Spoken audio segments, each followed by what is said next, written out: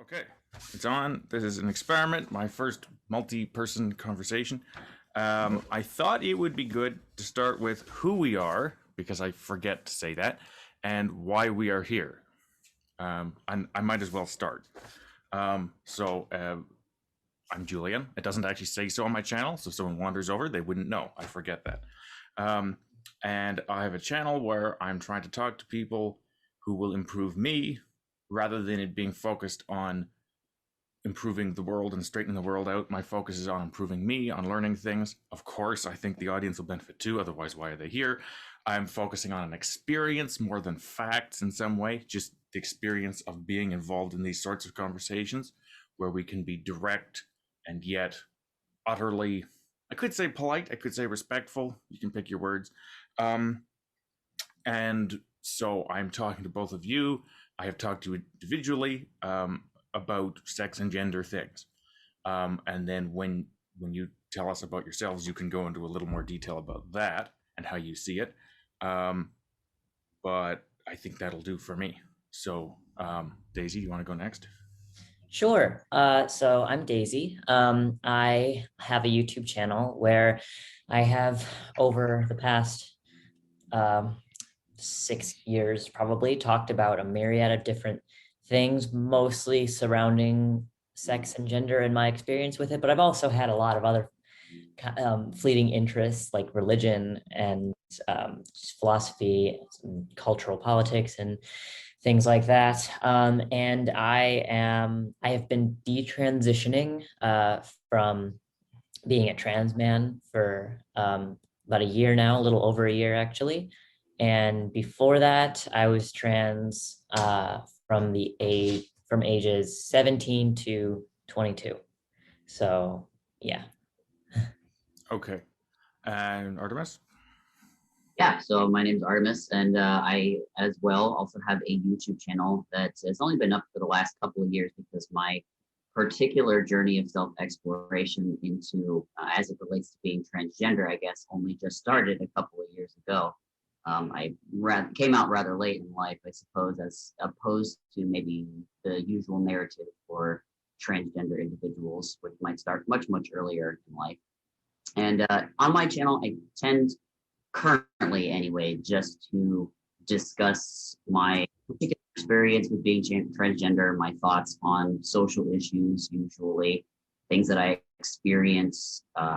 And there's obviously going to be much more as I move forward. I'm looking to talk more about transgender experience as it relates to evolutionary biology. So I'm definitely more of a science-brained individual, so that's the direction that my channel I think is going to go. But in general, I started it in order to just be able to have questions so that people who are curious can alleviate that curiosity without fear of rejection or any kind of social backlash, really, which I agree with you, Julian. When you reached out to me, I thought it was fantastic that somebody was willing to, not just willing, but wanting to be curious and wanting to broach that usually taboo subject.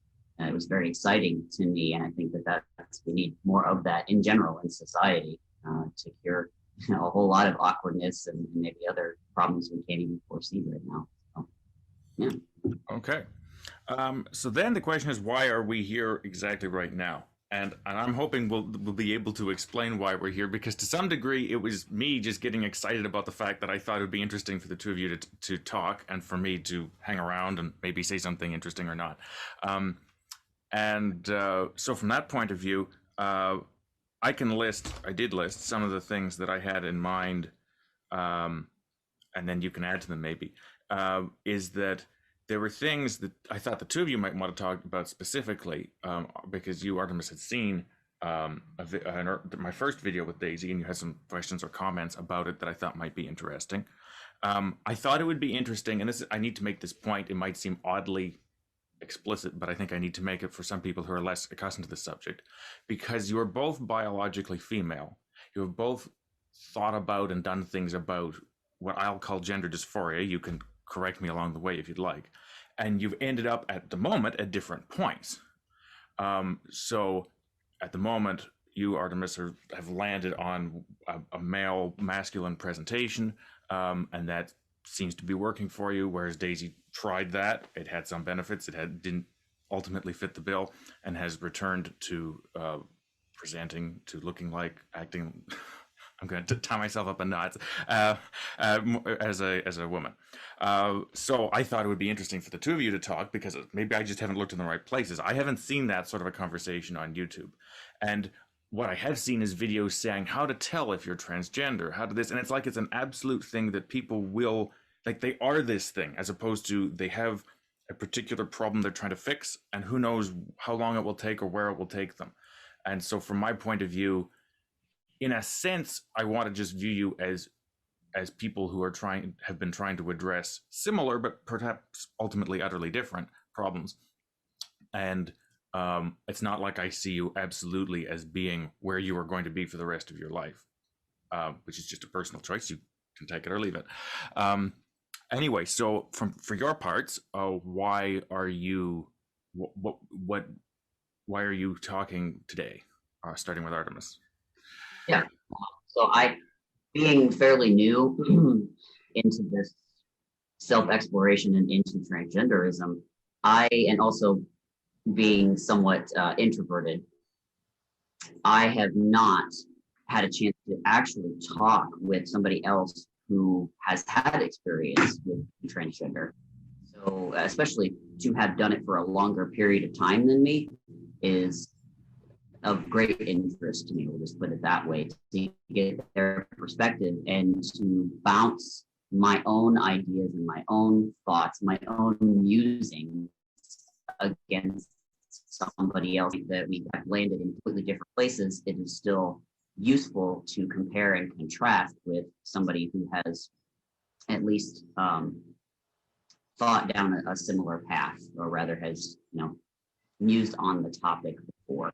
So even if I can say that maybe I don't agree with or relate to things that Daisy has to say, in that contrast, I can say, okay, well, that's where I'm different. I need to explore, other avenues in that way. So it's a way to, I guess, as the expression goes, stand on the shoulders of giants, people who have been there before you. It is important to look at that information so that you're not reinventing the wheel, essentially. So and of course, as well, just to have a chance to talk to somebody else who's had a similar experience. I've not had that at all. It's just been me musing in my own head and watching other people talk about it without that more personal back and forth picking of the brain, more surgical precision, I guess you could say. So, anyway. Right, sure. Daisy? Yeah. So I have not actually, I've talked to one of my trans friends about, like, transition regret. Well, two of my trans friends. And there's always kind of like this fear, almost certainly on my end, but maybe on the other person's end as well, like that they're going to think that because I am detransitioning, that I am in some way like anti-trans, or think that, like, oh, because transitioning, did some amount of, I don't know, I don't even want to say damage, but like, because transition in some way was detrimental for me, that I think that, it is detrimental. And I spend a lot of time like listening to people who tend to be more ideological. I don't know why. I think I just like things to be like black and white, even though they're not black and white. And that sort of like rubs off, even though I don't consider myself to be an ideological person. And that's why, I thought that, like, Julian, the whole idea of your channel being like a completely, non-ideological type of space, and like not a place for debate. I don't want like, I don't like the idea of me debating people, especially on this issue, because I don't know what my opinions are on it. It's proving to be more and more and more complicated. And so I think the best way for me to parse this out, not that I'm trying to, like, find like a place on either side of the aisle for me to stand on. But I think the best way for me to parse it out is to talk to people who have had different experiences of gender, and in fact, talk to as many, I'll say gender variant people that I can. So. Yeah, I mean, that's reasonable. I think a lot of the best ideas come from that kind of collaborative back and forth, the think tank kind of thing, where it's not a debate, as you said. It's not a right or wrong. It should be this way or that way. It's a, well, this is what I've come to understand so far. What do you think about that? Where do you stand? Do you agree? Do you disagree? And can we come up with something that, you know, collaboratively sounds better than just one side of the other? So, yeah, makes sense to me. Okay, now I have some structure in mind, but I'm quite happy to ignore it. So I'm at this point, it's up to you two whether you've got anything you'd like to jump in on. That's my preference, but if you'd prefer that I kick things off, that's fine too. No, I mean, I have notes. I wish that I had written them on my computer. Actually, no. Now I realize that on my phone's probably better, so that I'm not fiddling around with this up here, that I have something to look at. So I have notes here on my phone. Plenty of stuff to discuss. So I don't know if David, you'd like to kick off, or Julian, or no? Yeah, I could dive right in. One thing I want to check first is how is the sound and video quality for everyone? I'm still getting it through my head that what I see and hear isn't necessarily what other people experience. So I'm just wondering, as far as the call goes, like for me, Artemis, sometimes it's a little bit hard to understand certain words. So far, it's been fine. I'll make a point of annoyingly interrupting and asking you to repeat something if I need to. How are things for you, Daisy? Things for me are good. Artemis, I guess your audio is like a little bit underwater sounding, but I can understand. Yeah, we were trying to sort that out the other day. I think it's the nature of the microphone. It's got a. I'm looking for a microphone I have as an example. It's like the ones that it's like a headphone jack end, and those ones apparently can have more difficulties. It's better for you. But if you're doing YouTube's on your own and attaching it to your DSLR camera or whatever, I guess it's better. So, okay, yeah. So, Daisy, did you have anything in mind you want to start, or like I? Yeah. So I listened. I was actually right before I came on here. I was listening to Artemis, your individual conversation with Julian. I only got about 40 minutes into it, but I love that for my videos, 40 is only, I only got 40 minutes. Only about, yeah, I was like, I feel like that's that's a good amount of time to, get a decent understanding of like who you are and what you're about. And it also helped that it started in like a more autobiographical, chronological type of story. And one thing that you said that kind of like stuck out to me was the distinction between transgender people who are more okay with like acknowledging their biological sex, and others who are trying to like kind of just like pretend that it doesn't exist and try to suppress it as much as they can. And I can go as far as like changing your birth certificate and getting like sex reassignment surgery and things like that, and just avoiding it in language at all costs. And I think one thing that I realized connecting it to my own experience is that when I started transitioning I was in high school, I was 17. So I was, in hindsight, that's like a 3-year-old. It's so young. And I remember I started out kind of more on the extreme end of like, I am a man, like full stop, like, which is funny because when I'm really early on in my transition, I'm not on T, I wasn't really doing much to change it other than what I could, which was changing my wardrobe and telling my friends to call me Ollie and he. But then I think as I went more into my transition, I would say maybe at like the 2 or 3 year mark, I was like, okay, no, like I'm female. Like I have to somehow, like it's not to me, it didn't seem that I would be able to consistently tell myself until I go to the grave that like, I'm a man, like there's nothing female about me, you know? And 4 years into it probably is when I started to have feelings that were akin to regret or just uncertainty.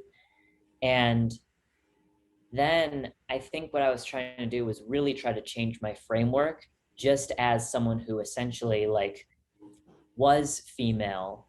And I say female and not woman because I think that they mean two different things. One's cultural and one's biological. Yep. But I am just someone who happens to be more comfortable presenting myself more masculinely. Then that raises the question like, well, why can't you just be a woman who presents more masculinely? The problem was that wanted I wanted like pretty much everyone that I would ever meet to see me and think that I was biologically male. Now, there are a lot of reasons why I detransitioned, but I think that dissonance was probably one of them, that it got to the point where it did feel like I was lying to people in a way. Because it's like, well, if I tell myself that I accept myself, that myself is female, but I'm portraying myself as someone who looks like their biological sex is most likely male, that's there. It seemed like, at least it felt to me that there was some sort of like dishonesty there, not conniving dishonesty, obviously, but dishonesty with myself more so. So I guess I'm curious for you, at least, is like, has that always been your framework, that you like are fine with accepting that like you're biologically female and always will be, or was there sort of a stage that maybe perhaps happened earlier where there was like a stronger sense of denying that?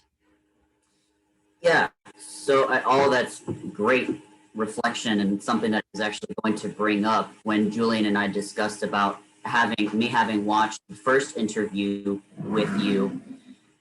Some of the red flags that I noticed that you had said to justify your transition, I went, ooh, it's kind of a shaky foundation. I don't agree with using those points as the justification for transitioning. One of those being that dissonance between the two that you seem to have. For me, I'm very much based in facts, grounding myself in facts and not feelings. Now, that has led me to, the earlier portion of my life, not being able to really understand myself or really doing any respect.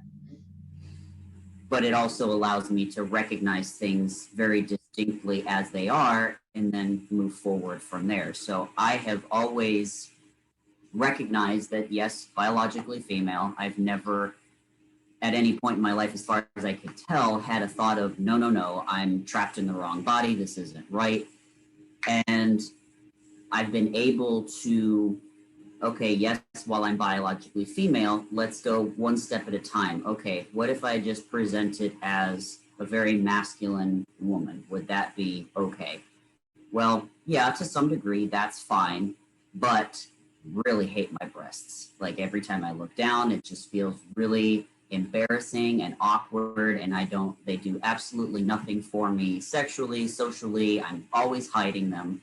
And I further went to understand why that was, and that was always important to ask, why do I think or feel this way? And to, at every stage, make sure that I was clearing away, I was making a distinction between maybe childhood emotional trauma or baggage and what was actually me. And I think a lot of people don't do that. They don't go through the therapy and the questioning to ask, why do I feel this way? They realize that a lot of what they feel is actually stuff that's kind of been socially or culturally imposed on them.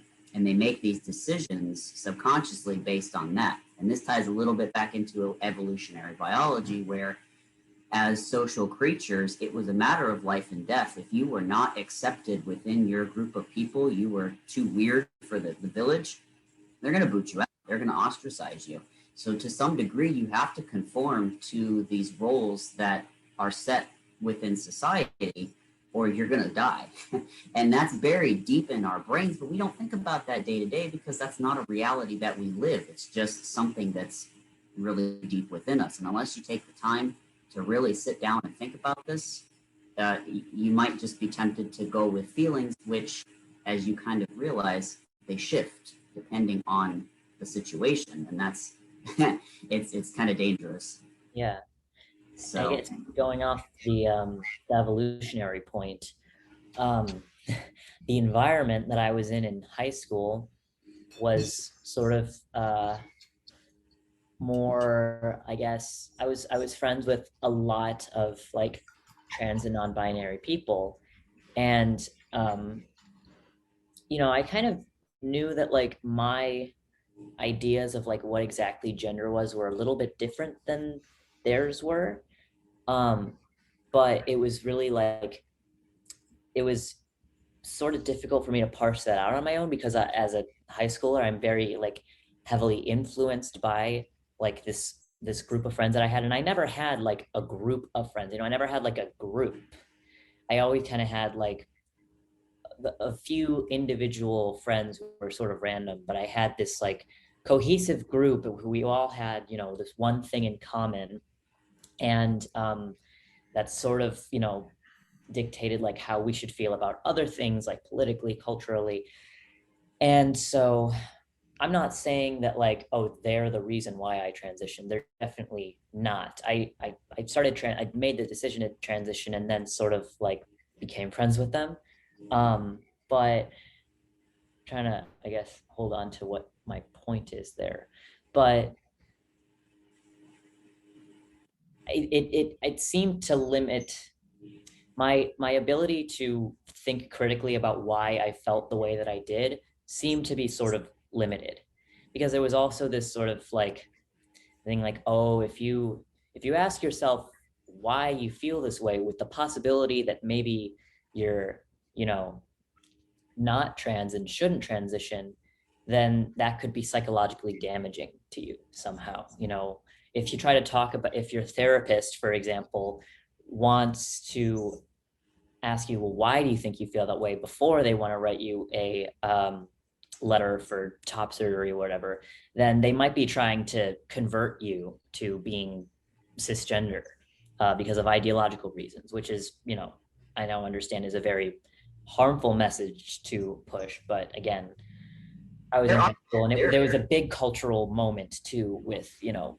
Sure. No, and there are absolutely bad therapists out there. So by no means me recommending that people go to therapy is going to always turn out well, because there's bad therapists. But I don't think that you are blaming your group of friends for transitioning. Like, I would say that there was a perfect storm throughout my life of events and influencing factors that contributed to me going a certain way. And it is that way when you're younger because you are very influential. You certainly at any point had the opportunity, and me as well, to say, well, you know, I'm not sure that this is, I need to think about this, but you know, we are programmed as humans oftentimes to go with a social flow for acceptance and for our mental health, really. And again, without the, as you said, skills of critical thinking, you are not going to stop and process things in that way. So when people ask me, you know, you feel like you missed out on a lot of things if you because you didn't transition until later in life, look at it that way. I think I've been able to go through this transition process with relative confidence, really. And in a short period of time, relatively speaking, here in just a few years, because I'm older, because I don't have those influences and those people around me. Because when I went through this whole process, I cut myself off almost entirely from everyone I knew. I essentially went monk. And, you know, just with my wife, we went away, far, far away from anybody and everyone. And I went inside myself and I just, you know, video after video, therapy, you know, just everything that I could get my hands on everywhere to try to put myself together, because that's one thing that I never did, was actually get to know myself. which sounds ludicrous at face value, but I really do think that's something that a lot of people don't bother to do. And they don't bother to do it because it just doesn't occur to them. We go along with, again, the social wave, and we just kind of float through life thinking this is, what we're supposed to do. And that's why the midlife crisis happens at 40, because nobody's actually sat down and went, what do I really want? And who am I? They just kind of go with the flow. So Yeah. I noticed that a lot with some of the things in your video, that seemed like what was happening. And I have a few other points that I can make in that way, but do you have anything you'd like to add to that? Yeah, no, I mean, I would say I've always been a very self-reflective person, but I haven't always been self-reflective in an appropriate way that does not actually take into account, like, what are other people going to think, And I think, like, it's hard for me to fully regret the fact that I transitioned so young, because there's a question of, like, well, it's not like that question would have just gone away. It's not like that question of am I trans would have stopped tormenting me. And there was also this sense of urgency I felt on my end that I think was more based on the opinion of other people, which is that, like, if I'm going to go around saying that I'm a guy, I should look like a guy, because I want people to take me seriously. And that's not so much a gender thing, like, oh, people will take me more seriously as a guy, although I do think perhaps subconsciously that was something that I was seeking. But just that, like, I need to go on testosterone because then people will believe me, then people will treat me, with, like, a certain like level of dignity is not the right word, but I can't think of a different word. Well, No, you felt disingenuous. Yeah, go ahead, Julian. Yeah, well, I'm wondering if I've got this right, Daisy. That it's fairly straightforward. If you look male, it will mean then people will see you as male, as opposed to if you just tell them that in some intangible psychological way you feel male. Then what are they to do with that? Like, Yeah. and what? I mean, and, when I was pre-testosterone, but was, socially transitioning, it honestly felt really, like, embarrassing and kind of ridiculous when I would tell people that I met for the first time, like, hi, my name's Ollie. He, him pronouns, please. Like, it just started to be like, I can't keep this up. Like, I felt embarrassed. I felt like people were judging me. People thought that I was, like, just this kid who, like, has, crazy ideas about who they are and they're wrong. And I was probably just, like, projecting that onto other people. I definitely was. And so I think, honestly, a big motivation for me to go on testosterone as soon as I could was so that I could look the way an 18-year-old boy would look. Now, I never actually ended up looking like my age. I always ended up looking, like, much younger than I was. But yeah, I think it was certainly more based on other people, but also I was very, like, I really, at that time in my life, was, like, trying to figure out who I was and what I needed to do to, be that person. And it makes sense why I thought I was trans. So, sorry, just got a notification. But yeah, that pretty much sums it up. Yeah. Wow, I had some fantastic points there, and that notification popped up on the screen, and I lost it all. Oh gosh. So, yeah. So, you mentioning that you wanted to go on the hormones so that you could feel more congruent, at least in the eyes of society. Like, it just didn't seem so, the dissonance wasn't so severe. And for me, this is something that I've been able to compartmentalize, I guess, and keep good, strong boundaries in, is that what society will use, let's say pronouns, let's just say if somebody genders me as female, I still occasionally get that until I open my mouth. And then, it's a whole different story, but they will still occasionally call me she. And this is where I put a hard boundary, and I don't take it personally, because It's just what they're perceiving. It really doesn't have anything to do with my sense of self. So I'll just use you as an example here. You see yourself, and you said in your earlier videos that when you would think of yourself mentally, you would see a clean cut, skinny guy, because your persona is more masculine, more male, and as a female, that's okay. They can be, separate, and together at the same time, separate and together at the same time. It's you can keep them separate, I think, if you get what I'm saying. Yeah. You can have a masculine persona and not be a trans man necessarily. Yeah. And, for people to, call you whatever pronoun, for me, I just let them call me whatever they want to call me, because I know who I am, and I don't need society to reflect that to me in any congruent way. So I'm able to keep those two things separate because they are. I am not society, and society is not me.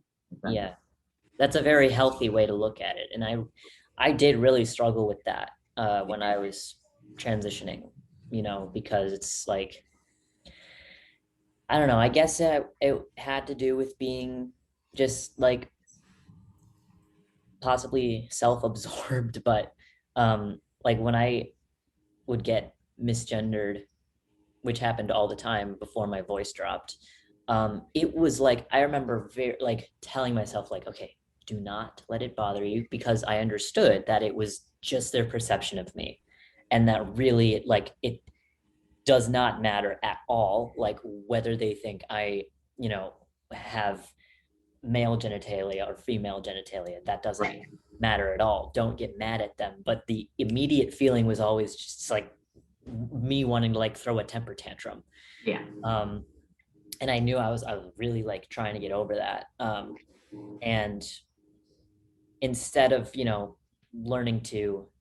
figuring out how to deal with it, I was like, no, I need to change my appearance so that other people's perceptions change. And once I stopped getting misgendered completely,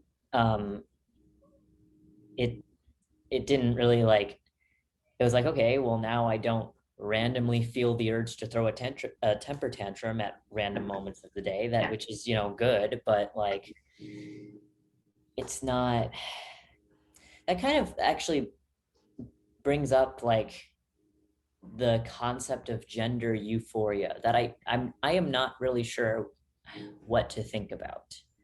I mean, you've probably heard the term before, right? I haven't, but before we get into that, I just wanted to comment really quickly that this seems to be, and this is really just a reflection of what we have not been taught from childhood, which is to self-soothe and to take personal responsibility for things. We tend to do this external locus of control where we put it's other people that are creating this problem for me, rather than just saying, okay, where can I control this? So for you want that society, misgendering you, when, as you probably already come to understand, it's really just you needing to go, okay, this is nothing personal. They don't really know me. What they're seeing is their perception of what is male or female, because it's pretty binary. Most people think any deeper than that. It's just an autopiloted response that makes life somewhat more easy to navigate when that detail is not something you're constantly having to negotiate throughout a day. Yeah. So to take that and go, okay, well, that is the way that it is. I am a very masculine person. I know that. You can call me she, whatever.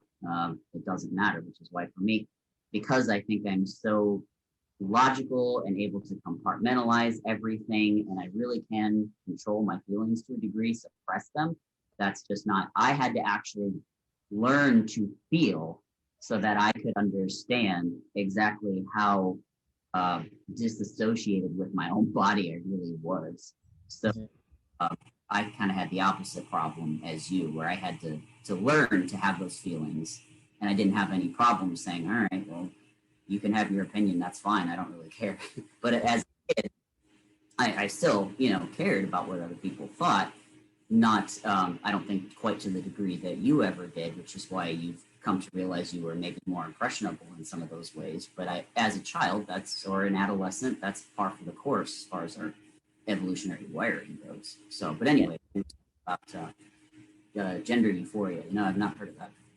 Yeah, so basically, I mean, it's sort of the opposite of gender dysphoria. It's like when you feel really content about, like, you know, the way you look as like sort of presenting a different gender other than the one that you were born as. And for me, I mean, I heard about this like early on in my transitioning days. It was like, you know, the whole debate where it's like, do you need dysphoria to be trans? So I guess someone on the other side could argue that, like, no, you don't need to have gender dysphoria. You can have gender euphoria, which is basically when, you know, you just feel a lot better presenting, you know, more masculinely if you're female or vice versa. And, you know, that alone could be grounds to transition. And I'm like, well, I don't know about the grounds to transition thing. That's so much more complicated. But Right. no, the reason why I thought about it was because it was like, again, I think it was very focused on other people and their perception of me. But when I started to get called he more and more consistently, it wasn't like, you know, it wasn't like, oh, okay, like they think I'm a he, whatever. It's like, it's working. Whatever I'm doing is working. They think I'm a he. Like, this is finally like my work is paying off. And that, I mean, definitely was a motivation for me to keep going. I mean, that definitely was, again, this is me like just driving based on my feelings, but like that was definitely the way I felt when I realized that like I was coming off as male, was alone a motivator to like keep me going. And I'm like, okay, you know, I'm definitely trans. I definitely need to like go all the way, and like next step is top surgery, clearly, because I'm so, you know, happy with this. And I was happy with the way I looked too. I mean, I thought I was quite handsome as a guy, more so than I felt like I was as a girl. And, you know, when I'm explaining this, it sounds like my transition was so superficial. And I fear that it might have been. I mean, it's definitely not something that I did casually. It's something that I gave a lot of thought to. I had a lot of, you know, pushback from my parents, which, you know, kind of offered me a chance to like reconsider if I was, you know, making the right choice for myself. Because it's a choice that's going to affect the rest of my life. But yeah, I don't know what my point was after that. I was gonna say, I could jump in, and there's a lot of things to mention there. The whole gender euphoria versus dysphoria. I at least for me, I guess the gender euphoria, body gender euphoria, after I had gotten top surgery, I used to avoid mirrors a lot. I would go days without looking in one, and I didn't realize that. I just thought, yeah, I don't wear makeup, it doesn't really matter. But let me tell you, I feel like Narcissus some mornings, because when I get out of the shower now with my top surgery, I'll just stare at my chest and just go, man, that looks fucking awesome. you know? And before I would never do that. So obviously I'm not saying you need to cut off your breasts to see if it's something you actually want. But in that way, it was affirming to me. And with clothing, you know, when I finally started wearing vests, that was something that I felt really, really good about. And like you said, the two are not equal, you know, breasts versus no breasts, or, you know, wearing men's clothes. Obviously, they're apples to oranges there. But it sounded to me like a lot of your transition things were more on the surface, and especially had the social influence to them. You can still present, you know, very masculine. I've seen very, very butchy lesbians before. I don't know your sexual orientation, by the way, so I'm saying straight.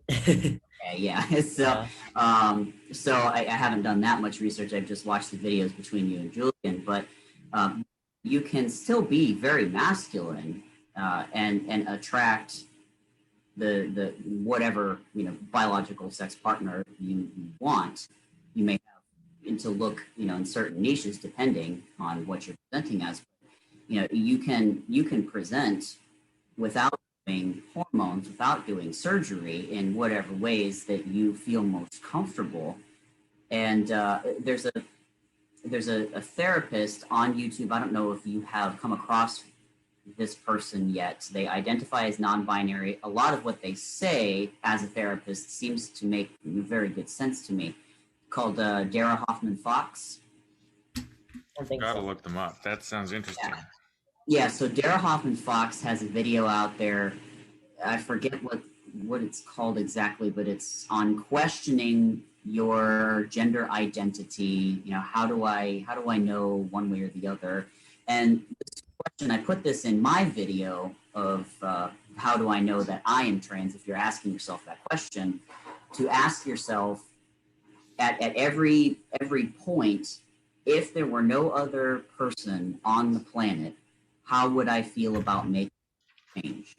Yeah, that's a really, that was a tough question for me because my cousin actually, we were talking about it, and this was again something that was really early on, and she was like, well, what about people in like third world countries where like people don't like sit around and like think about gender?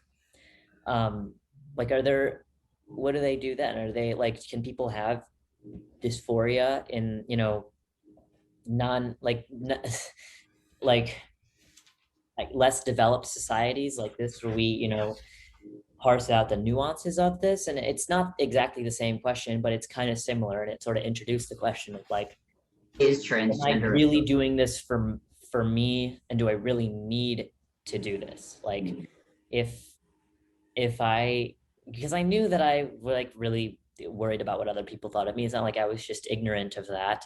I was seeing a therapist at that time, and she was like, yeah, no, this you need to calm down like on that. She was more eloquent than that, but and I just kind of discarded the question because I didn't know how to answer it. Or I think I knew the answer was no. If there was no one around, if there were no outside influences, I would probably just stay as I am. But I had already decided and told everyone, and I had already like fully convinced myself that like transitioning is going to be great for me. And yeah, and again, there was the question of like, well, you gotta like at least try it. And that's another thing. Like, when I first came out to people, it was more of something that like I didn't like go full on like head first, like I'm dedicated to this for the rest of my life. I was like open to the possibility that I could change, but that shifted pretty quickly to like I'm male. Yeah. Okay. Well, go ahead, Julie. I've got a whole bunch of stuff that's been accumulating. I've been writing it down. Think of the first thing here. Directly related to that. Yeah. Well, okay. I don't know if this is the right order or not. But the question essentially is, how can you? Okay. One of the things that bugs me, Daisy, talking to you these days, is that you don't make yourself sound very good, and yet I'm talking to you because I do believe you are unusually self-aware, reflective, reasonable, and intelligent. I believe those are all facts. And I don't think you deny them, although it might be awkward to admit them. So I appreciate what happened. Like, I mean, you've already just said it, but it's just, I really wanted to give credit where credit is due. I don't, especially because in my paranoid mind, I imagine someone watching who is going to dismiss you either as someone who was just some dumb girl who went along with the crowd, or if they mistake you for an activist, which you are not, for the detransitioner cause, think that you're taking your own mistakes and then superimposing them on other people, which you're not. So I don't know, that's a bit of a cloud. It's not a pointed question, but is there anything I that you think it could? just tends to be, I think it just tends to be easier for me to view myself in a very like critical way. And it's much easier for me to like see my flaws than my virtues, I guess you could say. But I really am trying to like critically, figure out what I was thinking at the time. And I guess that like now there is an opportunity to point out like things that I maybe wasn't willing to admit about, where I was at the time. Um, like I would never have admitted to myself, like, okay, maybe there is an element of this that is like you being a people pleaser or you wanting to fit in. And like that's not the whole thing. I don't want it to sound like I've said a million times, it's a lot more complicated than that. So I don't want it to sound like I'm just dismissing myself as just like some dumb girl who wants to fit in and is like, so easily influenced that, they'll just like do whatever. That's not it. I just think that now with hindsight, it's worth um talking about that as like as a factor to my transition, and I think it was. And I'm not necessarily saying that like that makes me like a bad person, but it's just not something I probably didn't. I haven't watched the first video that I did with you, Julian, in a long time, but I probably was really trying to justify it as much as I could and not make it sound like uh you know being a people pleaser was any part of it. And now I I feel just, like, yeah.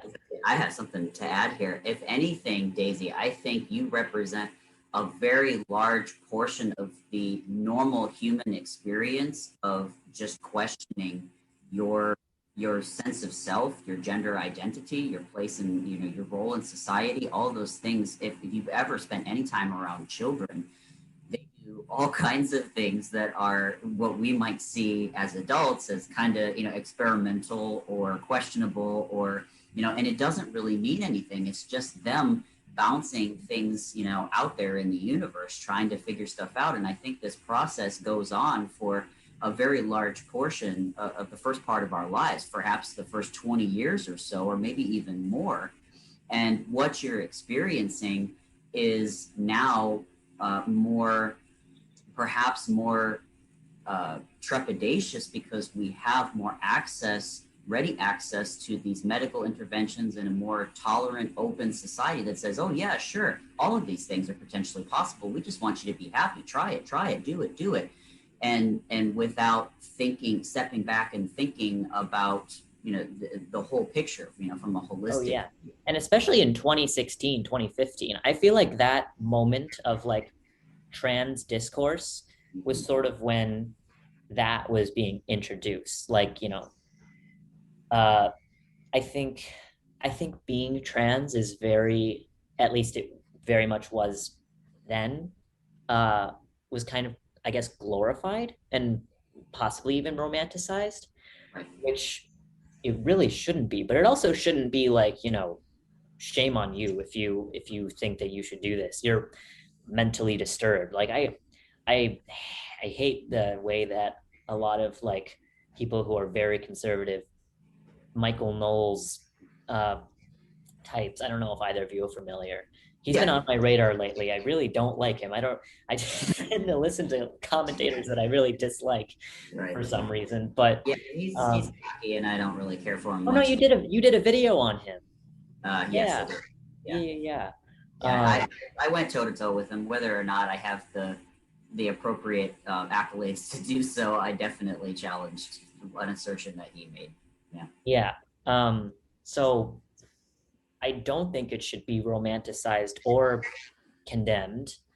But I think it needs to be understood as a really serious thing to do to oneself, especially medically transitioning. Like it's a big deal. Um, As anything medical is, pretty much, right? Yeah, Right. yeah, but there seems to be something different with the trans thing, and I guess I do see it, perpetuated a lot in certain media outlets, that it's for people who are truly trans, whatever that means. I mean, it's really Right. difficult to know what that means. Right. Is there It even a truly? This is what I wonder. Is I was there gonna a say, I've got a point that I want to make with that Yeah, when you're through no, you that. don't, go ahead. Oh, it's just as a theory, something that I've kind of been developing. That as far as truly trans goes, I mean, you would have to define first of all what transgender is. And for me, I've kind of separated transgender from transsexual just by going from, again, the very literal definitions of things, which is what I do on my channel. If I'm going to use certain words, I will define them at the beginning of the video so that people can follow my train of thought all the way through based on that foundation with parameters. But transgender would be somebody that goes a good chunk of the way towards transitioning as far as taking hormones opposite to their biological sex and perhaps even doing some kind of top surgery or other cosmetic alteration that does not involve their reproductive genitalia. So transsexual would be somebody like, say, Jammy Dodger, who has gone the whole way with top, bottom, left, right, center, everything, to present as, if he could change his chromosomes, he would. That would be your transsexual. And I'm definitely firmly in the transgender category where the hormones feel good to me to do. I'm consistently, the changes that I'm seeing, I like. They're moving forward, and mentally, emotionally, I feel very, very well about that.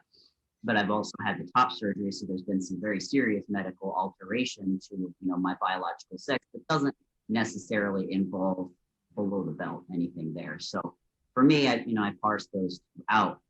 But as far as, so for the transgender person who's gone a ways to altering themselves to reflect the opposite of their biological sex, they oh geez, lost the thought. Where's it going? Okay, so there's two separate experiences there, where there's the person who from the very beginning said, nope, I'm in the wrong body. They've been a child and they've had this. There's obviously a particular neurological wiring that says, no, it doesn't match whatever you've got down here, which I don't have.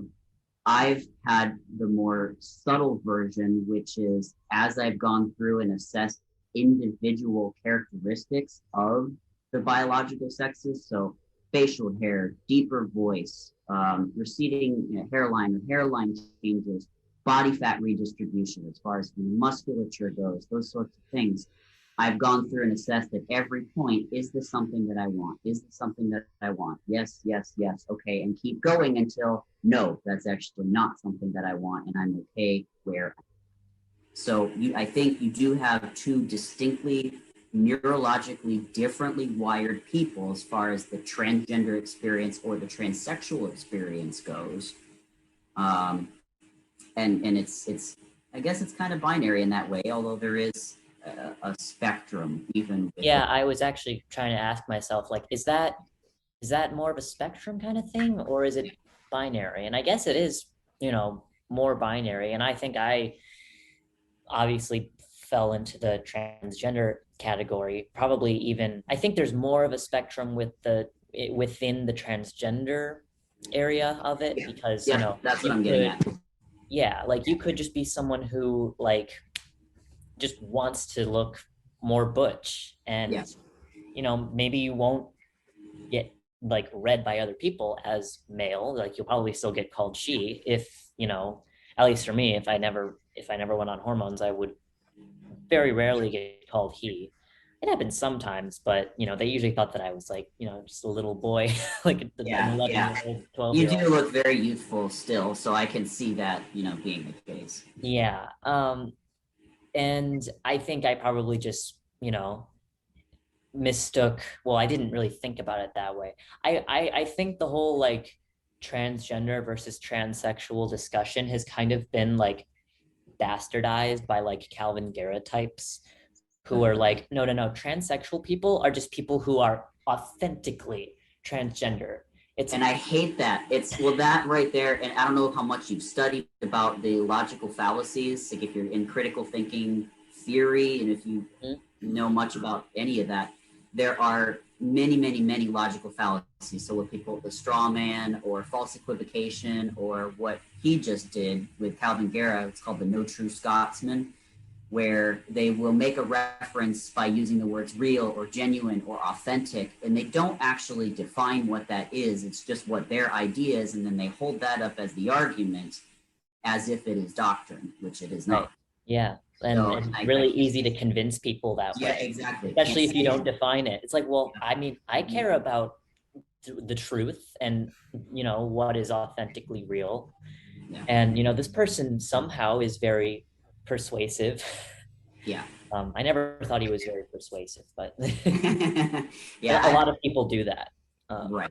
Yeah, it's because it's easy to grab attention with that. You seem authoritative. You command respect by speaking definitively, but it's a smokescreen for anybody that actually sits there and thinks critically. Yeah. Which really, and I guess Calvin Guerra gave sort of a vague definition. He's like, well, real trans people have gender dysphoria, and you know, I kind of used to agree with him because I could use it. Oh, here I go, making myself sound bad again. But I think a part of the reason why I agreed with him was because I could, you know, justify my own authenticity. Because I'm like, yeah, I have gender dysphoria of some kind. I'm not really, I don't feel like I should have breasts. But I suspect at least one of the, you know, big differences between me and you, Artemis, is that I didn't always have a problem with my breasts. I know we're kind of like going all over the place topic wise, but there's a lot to bring in. We've been talking long enough now that, you know, we have this giant cloud of things that we can we can relate. Oh yeah, exactly. I also have these questions I've been accumulating. Can I just get through some of these? And I'm really happy that you two are talking. That works just fine for me. But now, so if I could, this is perfect. I just sit back and listen. It's like an interactive podcast that I'm watching. So yeah. So if you could, let me see what these are. Okay, so I already did that one. Okay, so this is going back a ways, but shouldn't you care about other people's opinions? Like, you're both talking about this sort of psychological ideal of the constitutionally grown up and libertarian person who doesn't care what anybody thinks, and I'm not even sure that's an ideal exactly, right? Like, I hear a Peterson voice saying that that's a psychopath. Well, certainly there is a to use that word again, spectrum. I mean, I think I'm probably someone who's more on the, like, cares too much about what other people think, and that is, you know, can be stifling. But then there are psychopaths. And then there are people who seem to have a really good intuitive understanding of, like, well, it doesn't matter like what this person thinks about, you know, this about me, you know, that I can just, that's my choice. That shouldn't be, other people's opinions shouldn't dictate that. But then there are other negotiations that we have to make in order to interact with people. Like, if you're in a coffee shop, this happened, not to me, but this happened to one of my coworkers last week. If you're in a coffee shop and someone makes you a drink and you don't like it, you don't go up to them and call them the F slur, like, because you feel like it. That's a psychopath. So, you know, to an extent, it's certainly good to care about what other people think or other people's perceptions of you. But yeah. It's nuance. Yeah. And here's the thing that I'm finding that a lot of people struggle with, and that is the nuance of things where let's just say ideologies. And now I'm hearing Peterson talk in my mind right now, where it's dangerous to become dogmatically ideological because you get stuck in this, no, it is this one way, and you apply this as a blanket statement across all things, and that's, you know, question it because this is the way that it is. But real life is so much more complicated than that, as you just that there is a difference between somebody who is just trying to be socially accepted, and so they will do and say things to kind of get by, versus somebody who has appropriate boundaries to say, no, this is me, and it's fine that I don't have to impose that on you, but I also don't have to accept certain, oh gosh, what am I trying to say here exactly? As you described, the nuance is really what I'm Right. trying. Yeah. No, I know what you mean. I'm thinking more specifically, though. For example, if you're in school and you're wanting to tell people that somehow you've decided you're more masculine than they might have thought, and I'm going back to when you're talking about taking testosterone as a way of you being more convincing of however you want to look at it. And it's an uncomfortable place to be in. I imagine if you actually think that this could be that it would be useful to be in some way, not only to see yourself as being more male or masculine, but for other people to see you that way. But then if you leave all the medical stuff out of it, like it really does look like you're just dressing up kind of and fooling around potentially. So I understand the problem. But then again, what do you suppose you actually wanted?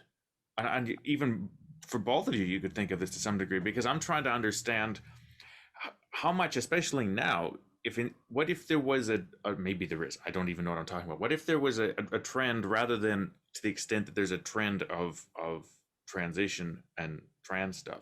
What if it was more just as it's as if you're just saying, okay, my psychological personality gender is opposite to whatever I am. In this case, it's male. So just bear that in mind and maybe treat me more as if you might someone who's male, but I understand that I'm not male. Is Does that make any sense? Is that just too complicated for high school? I think, speaking from my how I felt, there it wasn't just like, obviously if I can be a people pleaser and not transition. Like there is definitely a part of that that is not, it's not the norm, and you're going to stand out. And I think that there was a very strong, genuine part of me that was like, I would really like to know what it would be like to be treated as the opposite sex. I can't do that unless I go on testosterone, because, no matter how nicely I ask, like I can't change people's perceptions of my sex if I have a female voice and, a more feminine figure or whatever, and just more obvious feminine sex characteristics. Like I can't change their perception, so I have to change myself if I want to experience what it would be like to be treated as a male in society. And honestly, for me, there was a there was a difference, but it wasn't like mind blowing, you know? Well, I wanted to ask for both of you, to the degree that you can answer, what pre-transition you had imagined it would be like to be perceived as male, and then after that, what it actually was like. Hmm.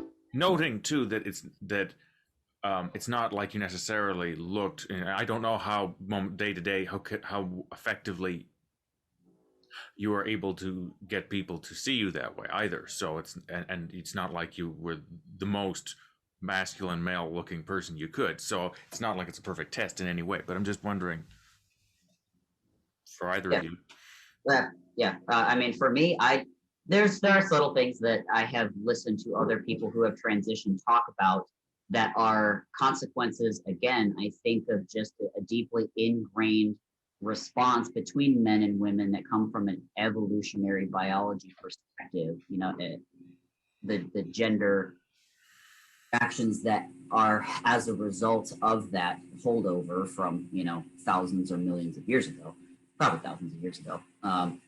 Subtle things like, I don't get the door held open for me anymore. I get a hey bro instead of maybe nervous smiles or something as I would have a woman. It's those little things, but overall I didn't expect there to be much change, and I expected those few things to occur because I had listened to other people. I did lots and lots of research before I actually did it, so I wasn't surprised really by any of that. And I did not, before I transitioned, I did not wish to be seen as or have an expectation for people to see me as male before that transition, I simply, instead of looking at the social construct and the social consequences of that, I just looked at which of these individual features do I want with my body, usually with my physical presentation, what's actually going to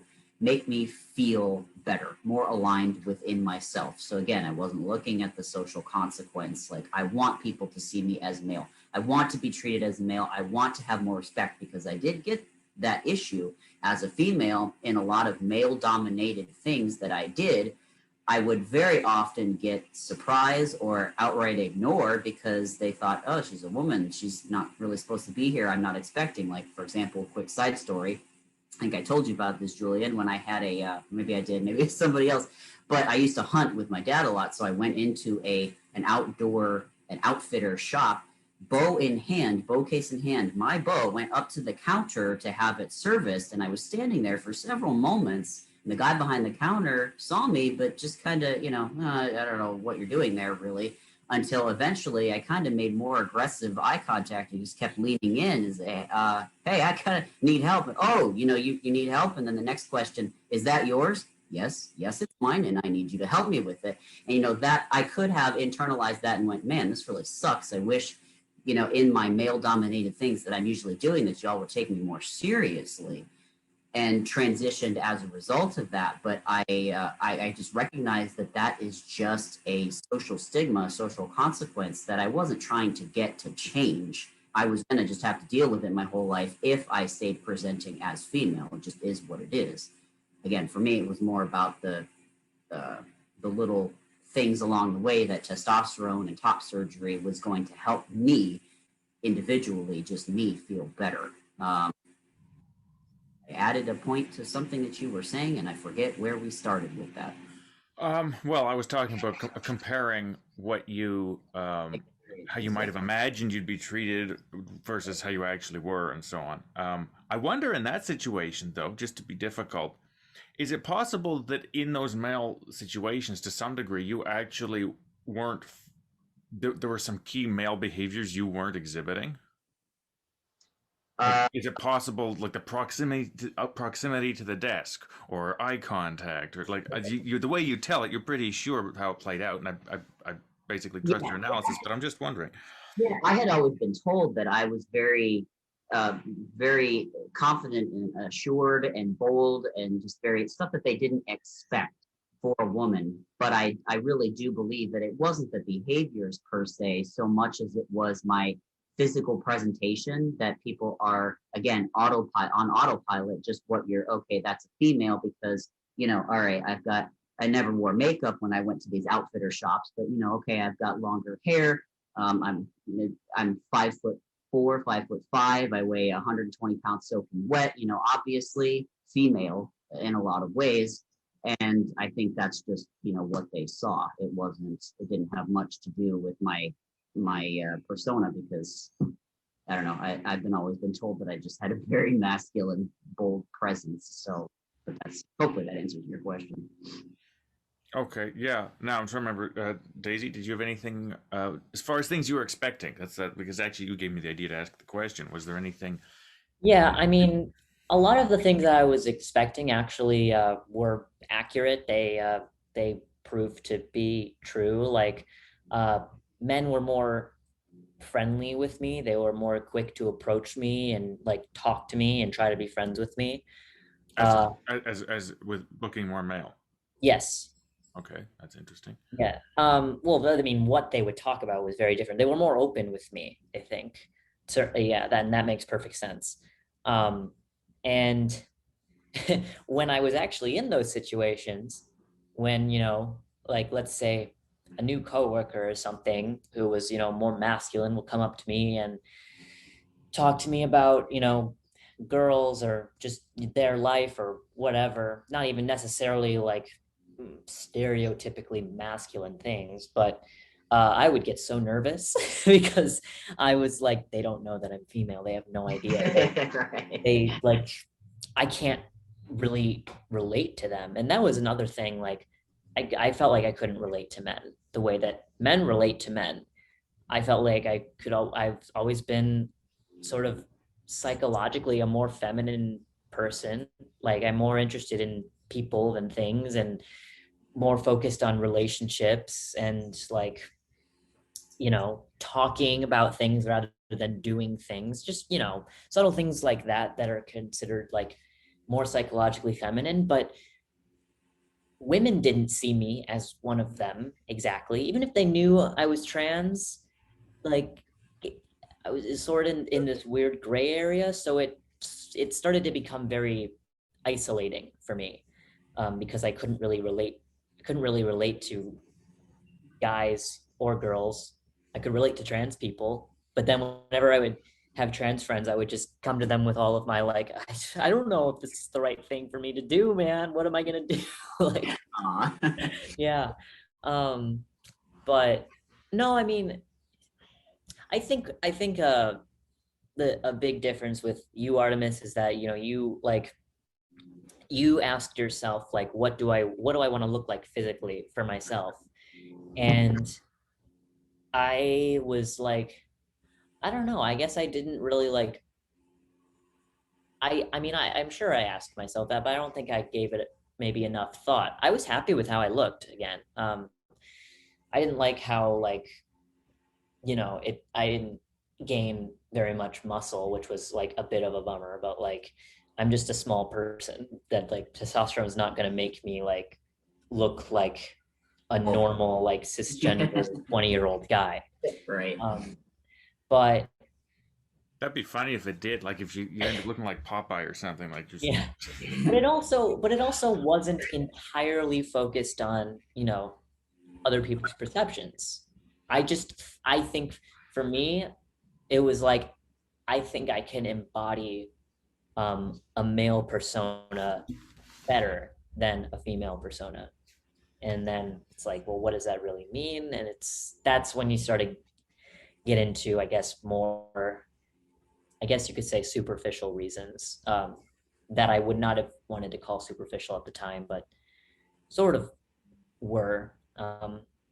It's very And hard to admit yeah, that to very hard to admit when you may be wrong. That's another feature for just people in general, not transgenders, but somewhere buried deep down in us, there's this fear of failure. There's this fear of being wrong, that somehow it's going to collapse our sense of self, that it's threatening to the psyche. Essentially, it might cause perhaps some death of the psyche, which in some ways might be worse than, or you equivocate to death of the body. So if you really parse those things apart. Obviously, I've been listening to tons and tons of the existentialists, and Peterson's lectures on Nietzsche, and Jung, and all of those. It's very, I think, very important for a lot of people, if they can grasp that material at all, to listen to as much of it as they can, because it really starts to put things into perspective for you.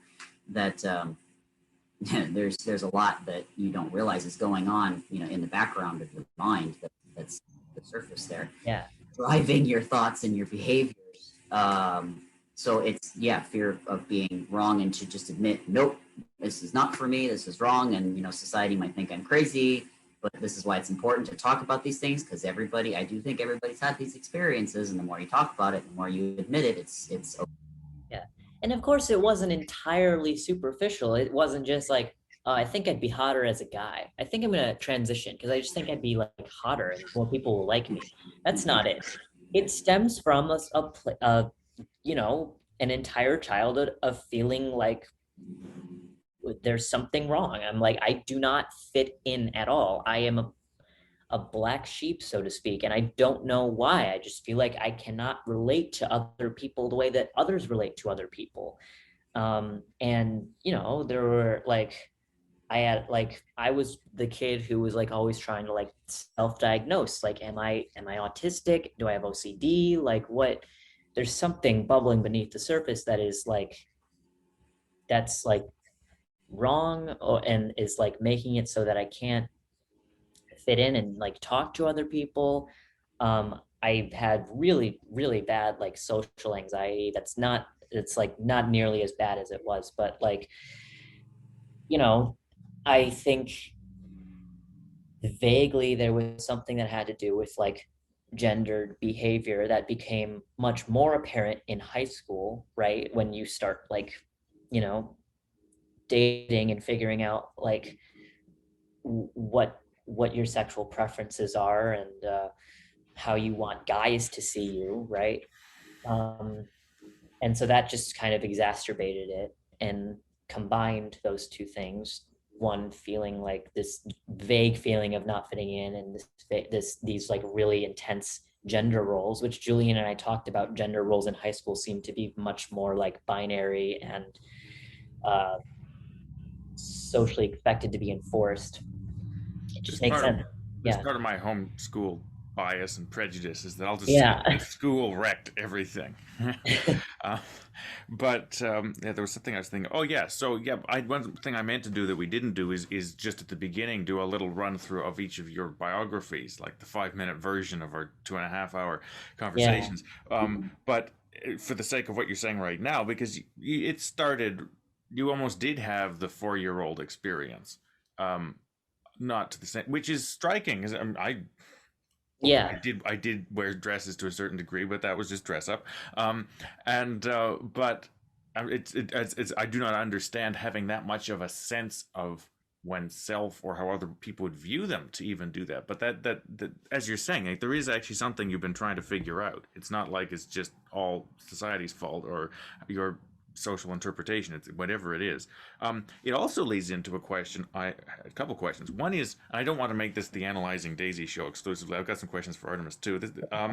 But is where are you at now as far as to put it weirdly, solving those things? Like, do you feel in what I've got so far? It's as though it has all evaporated pre or now that you've detransitioned, but I'm not sure that that's right, and it would be weird. Well, I think I'm definitely uh really at peace with just being female. I mean, I don't like I just don't think about it. I mean, okay, that's not true. I've gone through a lot of gender stuff. I still think about it, you know. I still think about like to what how feminine am I? How feminine do I want to like present myself to be? Like I've, you know, convinced myself that I'm just an extremely masculine person, but that's not really true. But like, I don't know.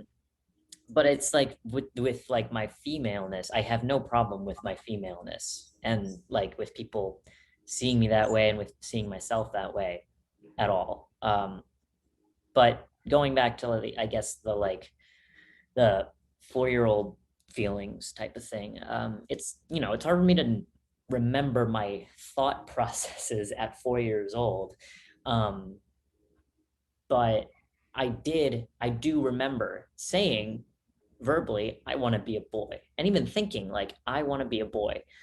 um I think that like the common narrative of like, you know, childhood gender dysphoria is that it's very like genitals focused. Like you'll hear about like the 3-year-old boy who like wants to cut his penis off and is like will throw a tantrum because of that. That wasn't me.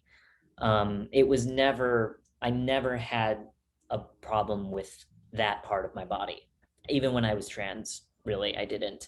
But I did have, I told a lot, like my parents and a lot of adults in my life, that like I want to be a boy. And apparently, according to my aunt, like,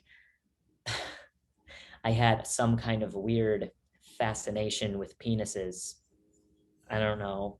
I don't remember that, It's yeah, but that's okay. not strange to me at all.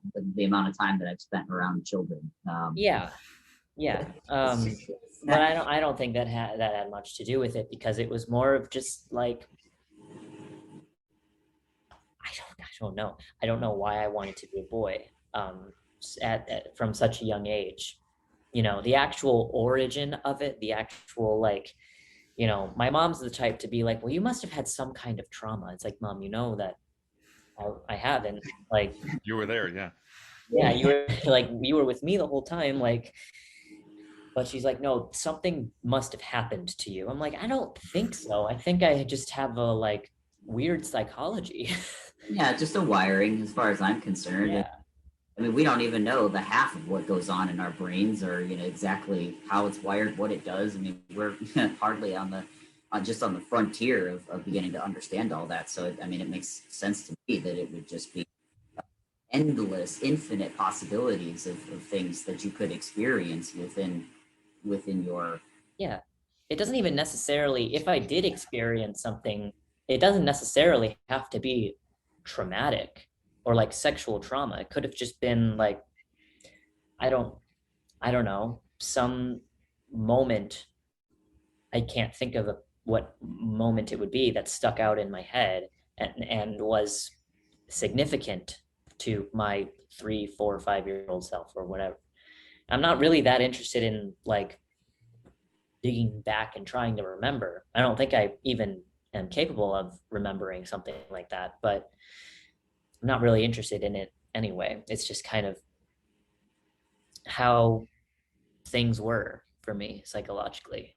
I just wanted to be a boy until I grew up and realized that like, oh no, I'm not a boy. I'm a girl. I can't be like half boy, half girl. That was another thing I said. I think I'm half boy, half girl.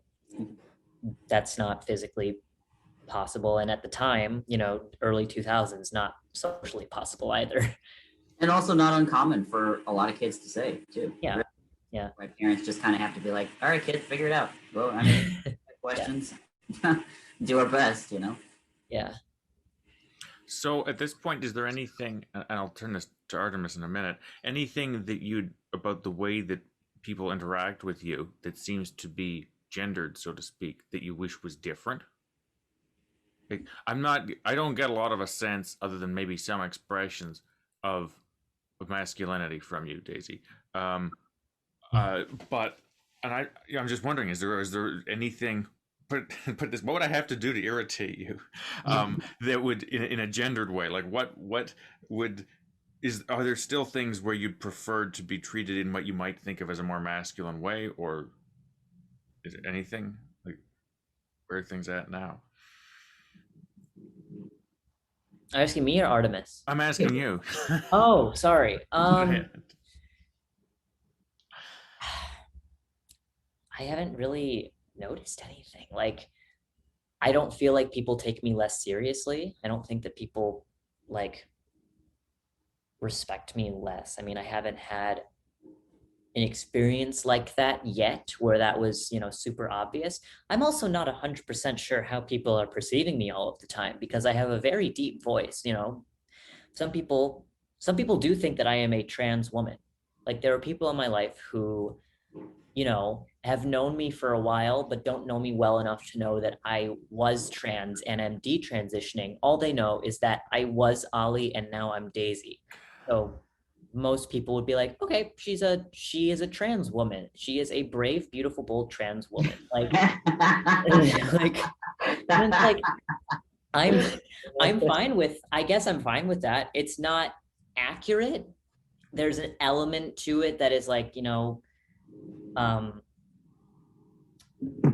but it doesn't like bother me. It's just not accurate. There's an element that is like, well, I wish they knew that I was just a woman. And that sounds almost transphobic for me to say that, like, I don't want people to think I'm a trans woman, but it's just like, no, I am my own gender. I would like to be seen as the gender that I am. Like I'm fully a woman. And again, that also sounds transphobic because I'm saying that trans women aren't fully women, but but they aren't. They aren't. I would say that they are not. Yeah. I get into trouble with people calling me transphobic because I'm firmly, again, rooted in the biological reality. It's nothing personal. It's not to say you are any less of a person if I say you are not a woman. I wouldn't take that personally if somebody said you're not a man. No shit, I'm not a man. Like, Yeah. No, I've always kind of been in the same boat as you, except for like maybe the first year of my transition, I was kind of more into like whatever you identify as you are. But that didn't last long because there's just too many holes in that. But yeah, I would say I'm in the same camp as you. And so, but in terms of like do I wish people treated me more as if I was like more as if I were a guy? No, because I didn't really like to be treated as a guy, especially by other men, which is funny because you would think that um, I kind of thought that I wanted the opposite because men would never like bother me. But the thing is like I'm heterosexual. I've always been attracted to men. I've always been more attracted to like more masculine straight men.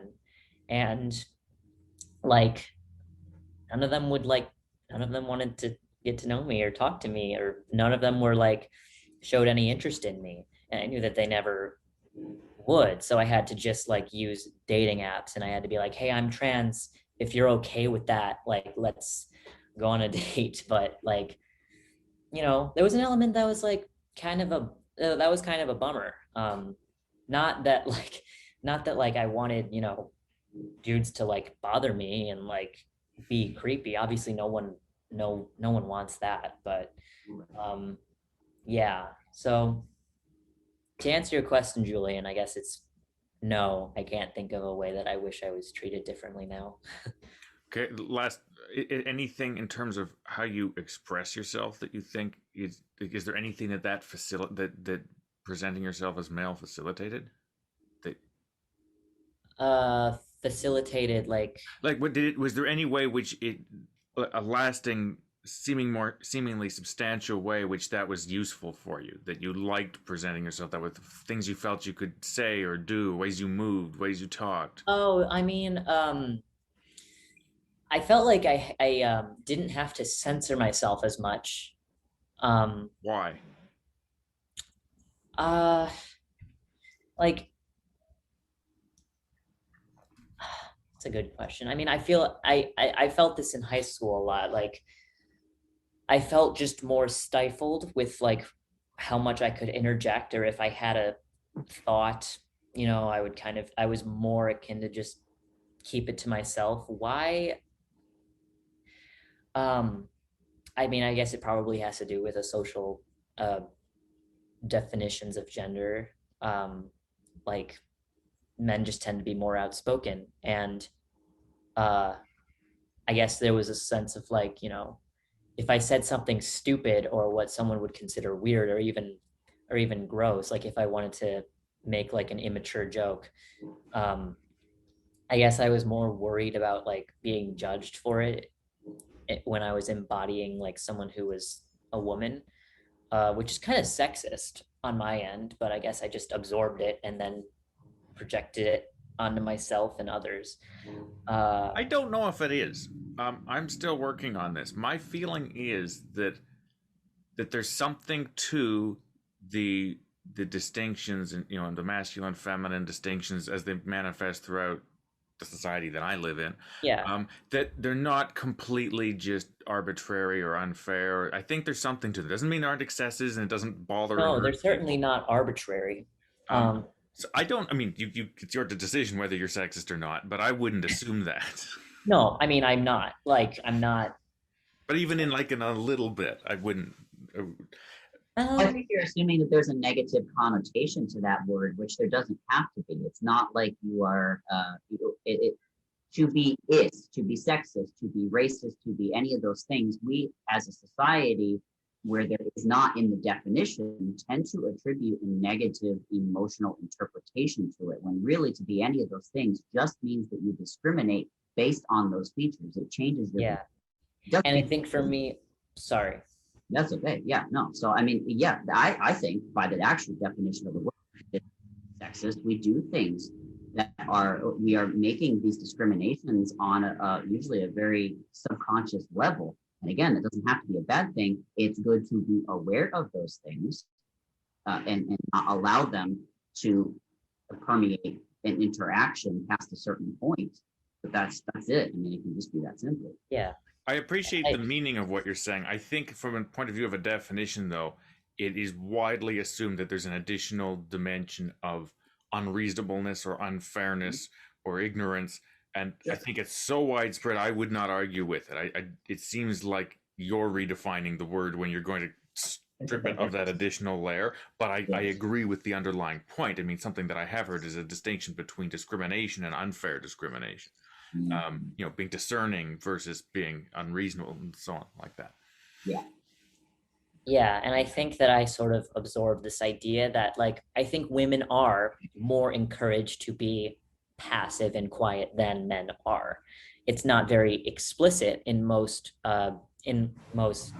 cultures, but except for maybe, like, very fundamentalist types of cultures. But, like, generally that seems to be the case. And so, I didn't want to be a quiet person. I am in social situations, like, no matter what gender I am, I tend to be more quiet. And I never really liked that I was very quiet. I always wanted to be a more, like, outspoken, bold, funny, charismatic kind of person. And I felt like, maybe I couldn't really embody that as, being a girl / woman. Maybe that would be easier for me to do if I were a man. And in some ways, I think it probably was, although I was still pretty quiet. And even then, it's like, like I said, I never really liked to think of myself as a very quiet person, but it was worse when I was a guy. I didn't want to be the quiet, tiny guy, the quiet, tiny, passive guy, because that's not how men are supposed to be. That's not how respectable men are typically supposed to be. So, Yeah, I'm trying to get away from just the let's psychoanalyze Daisy thing, but you keep talking, and I keep thinking of things to ask you. No, we should focus on Artemis. We absolutely should. Just a quick thing. Okay, so you at some point when I was talking to you, you'd been dabbling in stand-up comedy, and it springs out when you're talking about that interest in being the louder, more masculine, because stand-up comedy is a loud, masculine enterprise. That's why I wanted to do it, Julian. That's what the question was. It's not because I'm funny. Like, that's good. That's why I wanted to do it. But there's a few things I'm thinking there. Maybe it can move the conversation somewhere else. Is that I wonder how much there is a feeling or a thought that people could have when they're dealing with, I don't know how broad to make this, but certainly when they're dealing with the gender stuff, where they have this idea of that other people have it easy. And therefore, if they don't, they must have something they can fix. And for whatever reason, they fixate on the gender thing. When you're describing as a female or a male, so to speak, or however you want to think of it, feeling, anxiety, social anxiety, how you are with other people in a group, more quiet than you'd like either way. Like, I could say the same thing of myself, but I don't have an option because there's no extra male gender I could go to, and I like to think I would realize that it wouldn't help. But for example, specifically talking to Artemis, I actually did wonder whether taking testosterone would be useful to me. So in a sense, I did have that same thought, but I'm not viewing it I'm viewing it in a chemical way purely. So, but the point is, I don't know what other people feel like. You can observe how they behave and so on. But do you think, for either of you, that what is the point of this question? Just you have a sense of either for yourselves or other people particularly people that are dealing with some sex gender thing, whether they do think of whether they might be mistakenly thinking that other people have an easier time of it, and then therefore thinking, okay, so I have this problem, maybe I can fix it this way.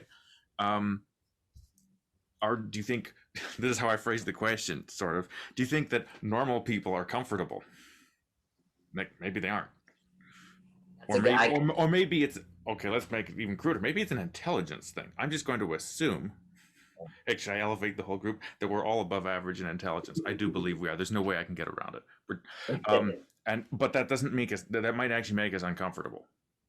Yeah, no, I can carry the torch on this one. I definitely think that a lot of people, and again, I'm hearing Peterson echo in my head, where we tend to think that other people have an easier time, or the whole victimhood complex that, oh, I have it worse than somebody else because of this particular thing that I'm struggling with, when really they are prioritizing that particular thing as being having it worse than other people, and that yes, for other people it must be easier, even though what they're dealing with may be and likely is equally as difficult, just in a completely different way. So I think a lot of people I shouldn't say a lot of people, many people who eventually end up detransitioning think that fixing their gender or switching their gender, because that's something that is more tangible in some ways to them, that okay, this must be it if my brain operates in this way, or I think and feel these things, that if I were to go to the opposite, they have these certain ideas of gender roles in society that, oh, okay, this will be the thing that fix whatever I have going on, when really it's just a question of them having to go and learn proper mental health boundaries and learning themselves. So that, again, external locus of control, they grasp onto something out here that is the fix for their problem. They attribute it to gender. Really, it's just a matter of perhaps them needing to mature, or just getting a better education on keeping healthy emotional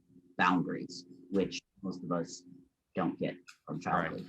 Yeah. I mean, absolutely. I feel like I know that is something that does happen often. So. Yeah. I don't know if I have anything to add to that at the moment. Daisy, did you have anything? One thing that Artemis said that kind of like when you said that detransitioners tend to have this idea that if they like switch gender roles, that things will be like better for them.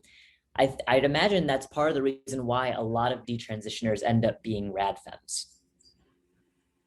Does that like make sense? Because Yes. I don't exactly know how to articulate why, to be honest with you. First, could But, you define okay, so that's short for radical feminist. I never know how much to explain things to reviewers and how much just to let them figure it out. But I guess actually could benefit from a bit of a definition myself. my understanding of radical feminism is it's it's very different from, I guess, the more contemporary like liberal feminism ideas, where they kind of radical feminism kind of just wants to abolish gender, like the idea of gender identity, and that, any sort of like behaviors that you exhibit that may be considered more traditionally masculine or feminine don't actually have any bearing on who you are. What has bearing on who you are is your sex, and you can it's sort of the opposite of liberal feminism, or I guess what they would call like transgender ideology, whereas that like, whatever your identity is, that is what is, sacred and fixed, and you can present yourself in any way you can, but your identity is who you are. Whereas the radical feminist would say like, whatever your sex is, they don't like, it's not like they reduce you to your genitals. That's like a common criticism of them. I don't agree with that criticism. They're basically just saying like, There's nothing more. It's not that that's a big deal. like There's nothing more. you can be considered like very masculine based on cultural expectations, and you are still a woman, or vice versa. But the idea is that they kind of want to not get rid of gender roles, because I think they acknowledge, and I say they like in a very like unified sense, but it's just useful for defining it. But does that give you sort of a better idea? Yeah, it jogs my memory because I have run into it. I have listened to some other detransitioners and so on. And yeah, sometimes I worry there's a little bit of a out of one cult and into the other phenomenon, but that all depends on how you do it. Yeah. I mean, I find myself agreeing with a lot of it, but I'm not about to like label myself like, oh, I'm a radical feminist, because there are also a lot of parts of it that I don't agree with and don't subscribe to, like some less like fundamental things like makeup. They tend to be really against makeup, and I'm like, well, I like makeup, so but yeah, I don't want to put myself in an ideological box. I don't think I can. Yep. And I don't think that's smart for anybody to do. I agree that to box yourself into an ideology is to lose the ability to accept nuance and what's probably closer to reality or the truth, and that is that Yeah. things are complex. It's only helpful if you want to be like an activist type Right. and really want to like fight for a cause. And I've never been the type of person that wants to fight for a cause, you know. Right. That doesn't mean I don't have opinions or that I have flimsy beliefs.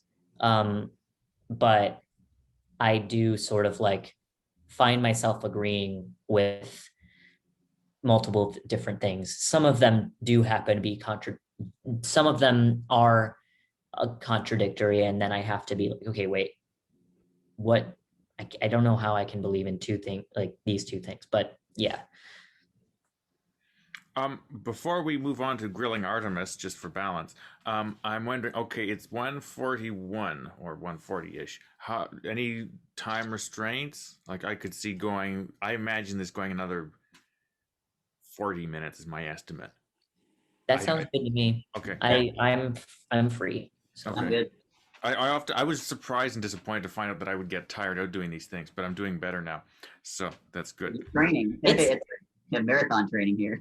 yeah, it's more difficult to have a really, really long conversation about something than most people think. Well, You the start thing to is, run out of steam. I've had a lot of long idle conversations, but it's not the same as this where there's a slight, I have to be more coherent, I have to be more thinking of more things, it's more new information, and it's being recorded and it's with people I don't know very well, so there's an element of stress that I think just hangs around and drains me really fast. But fortunately, because I'm more familiar with you, and for whatever other reasons, I did a lot of swimming yesterday or something, I'm just more able to sit around, and I'm not doing most of the work, which is great. I do have a note from about, probably an hour and a half ago. I don't know if this is really relevant, but it's just something, is there even a point in bringing it up? Just in case anyone is still confused, you made a reference to sexual reassignment surgery, and as something that you, Daisy, had not had, which might confuse people. Both of you have had or are still taking testosterone, and for clarity, that's Daisy is not, Artemis is taking testosterone, and both of you have had your breasts removed. Both of you have different feelings about that now. I just wanted to clarify that. I should have said that way at the beginning, but that's just a note I had. So as far as, what can we ask Artemis? It's just balance. Well, I'm thinking of, I did want to spend a fair bit of time, since both of you talk about masculine and feminine a fair bit, and particularly Artemis, as you know, to me, you seem much less concerned than anyone else I've seen with how people perceive you. You're very much making adjustments for yourself, which I find both I like, and I also find confusing, because I think I would be more concerned with how people perceive me and so on, to an unhealthy degree perhaps, but also I still maintain it's reasonable, being apes and all, or primates, I guess. But are there any things that you feel you have work better for you now in a gendered sort of way, whether it's how people treat you, whether it's, I mean, you mentioned a bit with your bow maintenance, or I never get tired of asking the question in a sense, why? Because it doesn't matter how much I hear from both of you, I'm still confused. I'm starting to think, am I just not paying enough attention, or is it truly something I will never understand just because of differences of an experience? But I'm just thinking from the point of view specifically of, are there any masculine things that you have now more access to, or ways of speaking you're more comfortable with? I'll start off with this because it's a vague question.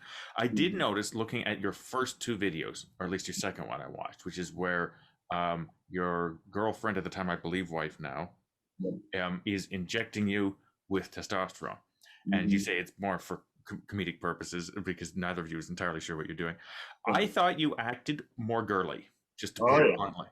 Absolutely. Now, okay, obviously testosterone makes changes, but you're pretty aware, you describe yourself as having always been and seen to be quite masculine. So what's with that? So there definitely are certain situations in which my indecisiveness or my some features about me that are definitely less masculine, like my tolerance for pain. Just put it that way. I'm a big baby when it comes to that. And even though I've got like 50 hours worth of tattooing done on my body, it had to be done with a very, very, very strong topical anesthetic and only a couple hours at a time, because I do very poorly with that, and probably because I do have redhead genes, within me. There are places on my body, let's just say, that are red hair, and I have freckles and all those other things. So I've been told that redheads have a much lower pain tolerance. They don't respond very well to pain medication. Both of those things are true for me. So when it comes to things that are going to cause me pain in any way, all of a sudden you will see the girl come out. I may be stubborn and stupid brave with a lot of other things. When it comes to pain, no. Nope, I'm a big baby. And so what you were seeing is that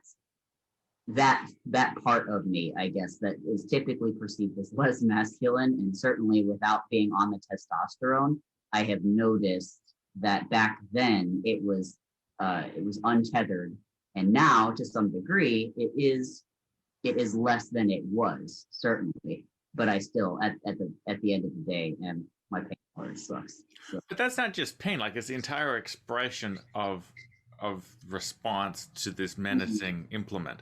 And I have some sympathy for that now that I think of it, and the more nervous I would be about something or afraid of something, I might even, I sometimes wonder if I go too far in terms of expressing things like that in a more, what I think of as a more feminine way.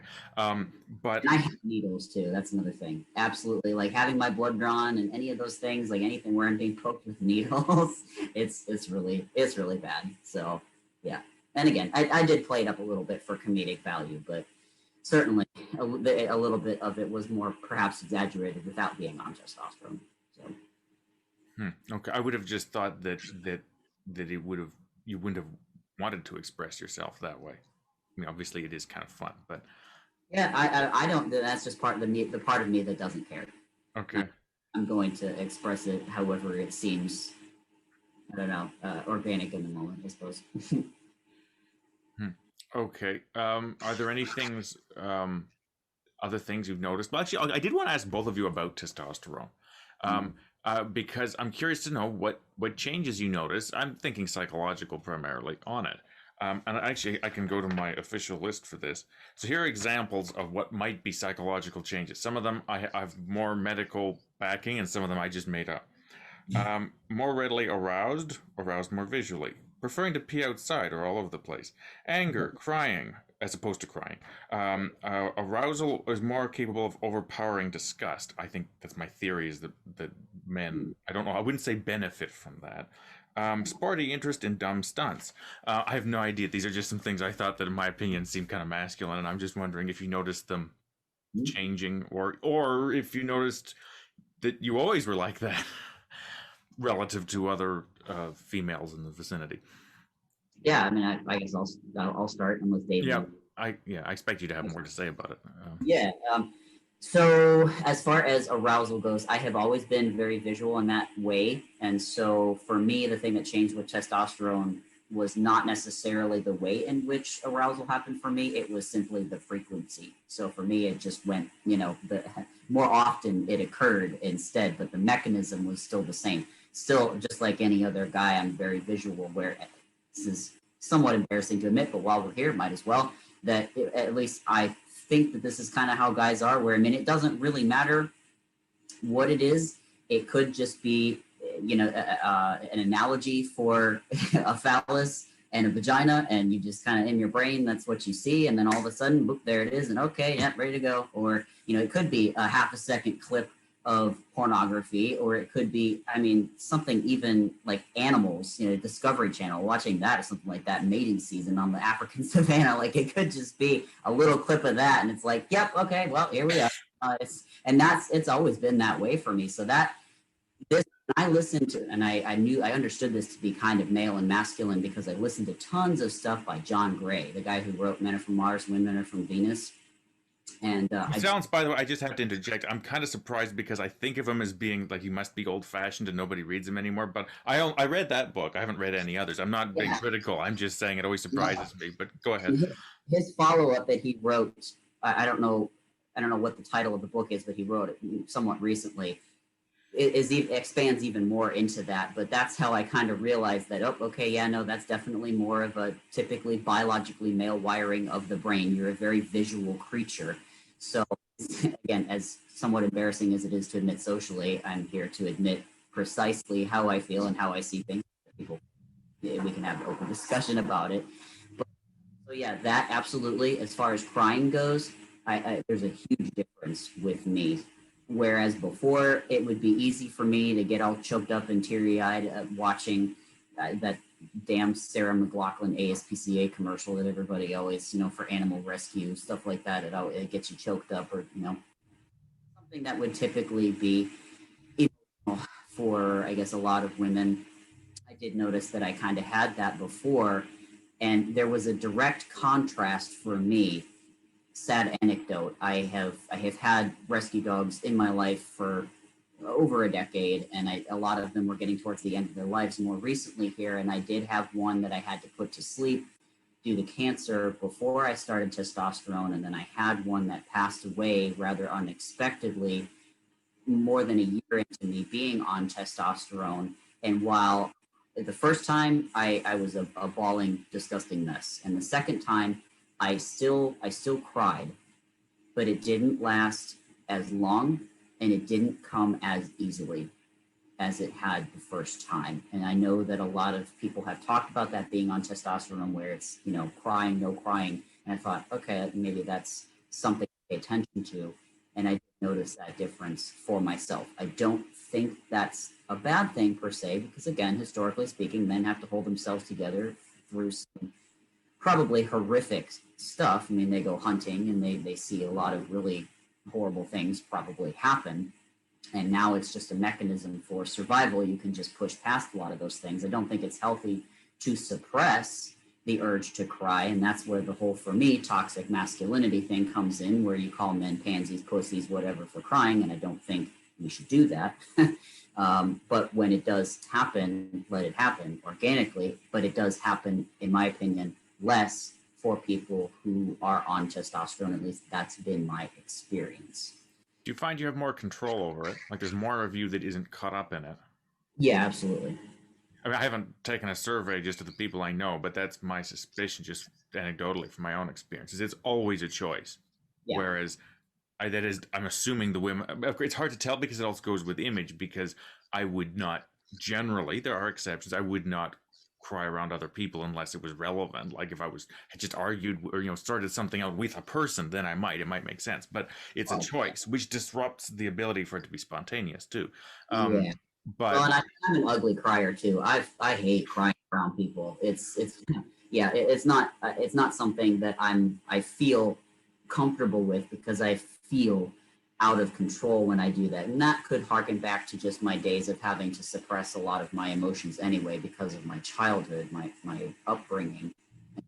Certain that has less to do with hormones and more to do with my cognitive biases. But yeah, I don't like to do it, but I know that it's something, it's an emotion. It's something that energetically, to be healthy, you do need to release at some point, because there will be things that will cause that need within you. And for me, I see it more as just an energy cleanse that sometimes you just need. yeah, well, there is always sort of as an interpretation of fight or flight. Like there is the option you could go for a jog and punch a wall or something like this. Yeah. Daisy, any thoughts? Yes. So with, I guess, arousal, I wasn't a very visual person before I went on testosterone. I kind of I used to read fan fiction, and I would read erotica and enjoy it. And that was my preferred, mechanism. Mm-hmm. And I would also it was mostly in words, and ideas. But I think, yeah, when I went on testosterone, it wasn't my sex drive increased. The mechanism change was a little bit more subtle, but I think it definitely was there. And it was just, it just happened more quickly.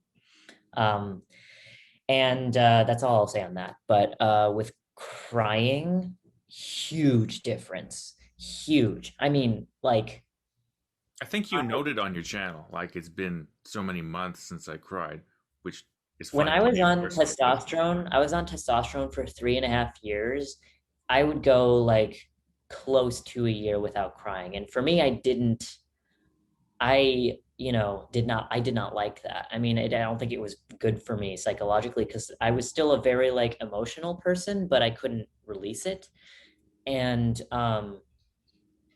actually for me, like when my dog died, I think I was still on testosterone, or maybe I had recently stopped. And or no, when she was sick and I knew that she was close to death, it was really difficult because she was like, she's no longer herself. And like I remember like physically trying to like mimic the breathing motions of crying, trying to get myself to cry, and I couldn't. Like, I had a similar experience when I was 12. I'm glad you mentioned that because I almost forgot. yeah, Perhaps no, where I did you have more? Because I can remember and bring this up in a minute if you want to say more. no, you can go ahead. Yeah, I fell on the ice. I think I was 12, 11, or 12, and I really had that feeling, especially as a kid, of wanting to cry, and it was, and I couldn't do it. I was trying and I couldn't do it, and I don't recall for a fact, but I think right around then was when I stopped basically crying, um, Yeah, especially as a spontaneous thing that just happened, as opposed to a more of a choice. Like, yeah, yeah. okay, now's a good time. Yeah. Yeah. Um, No, there was, I mean, that moment, I had already decided I was detransitioning too. And I had been like going through a lot emotionally that whole year, didn't do a lot of crying. So I felt very suppressed. I wasn't trying to suppress it, but I just like couldn't. So for me, it was kind of like, it was, it's not like I wasn't crying because I was just a very composed, like mentally stable person. It was because I just like kind of lost the ability to. At least that's what it felt like. Um, and just a few days ago, um, I was I was on like the first day of my period, and also feverish because I had just gotten the second COVID shot, and I cried probably 3 times in 1 hour over like really silly things. So it's it happens much more spontaneously now, but okay. This is just a straight, perhaps male female question. Then, what's that like? What do you mean? Like, to cry over something small and then laugh about it suggests a spontaneity to it that I cannot imagine.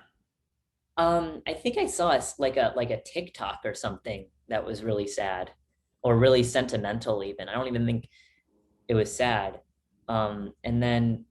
And then my fiance did something that made me cry for some reason. I don't even remember.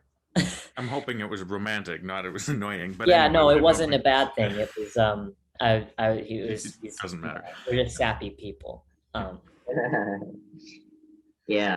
No, I do think that's interesting. Not to again make a black and white statement in general. I think because feminine people or females are in general more wired to be in touch with their emotions or to be able to access those more intensely that they do. And it's not necessarily a bad thing. Like my wife, really, really frustrated or angry about something, she will cry a little bit. And I've learned to understand that that's not a sign of instability. It's just how feminine people or females deal with their emotions or the energy within them, whatever they feel. Whereas, growing up in my childhood, I kind of thought that to be a bad thing, like, oh, it's a hysterical woman, that whole phenomenon back in the early part of the Oh yeah, I mean, I century think was that women hysteria. It's not a bad thing. That doesn't have to be dangerous either. That's how women and feminine people deal with things. Totally different from me and how I've usually been, and have hated that whole switching, that hormones did to me when I was on birth control for so many years of that being able to access crying and emotions. I hated that. I felt out of control and not like myself. And now I understand why, because it's just not something that I'm really wired for. I'm more like Julian in the sense where instead of crying, I would rather just be physically aggressive with something, not to destroy anything or hurt someone, just get the energy out in more physical ways than just crying. It's a different release. So yeah. No, the archetype of the hysterical woman, I think for me really like that was, I don't know, I've always been really afraid of being seen as that. And like I see it now, like especially in my relationship, like I don't want him to see me that way when I, like realize that I'm probably going to cry over something that's not worth getting super upset about. Like it seems to be something that I've always just really, really avoided. And before I, transitioned, I hated crying in front of people. I guess it was just like seen not only as just like a sign of weakness, but also just a sign of like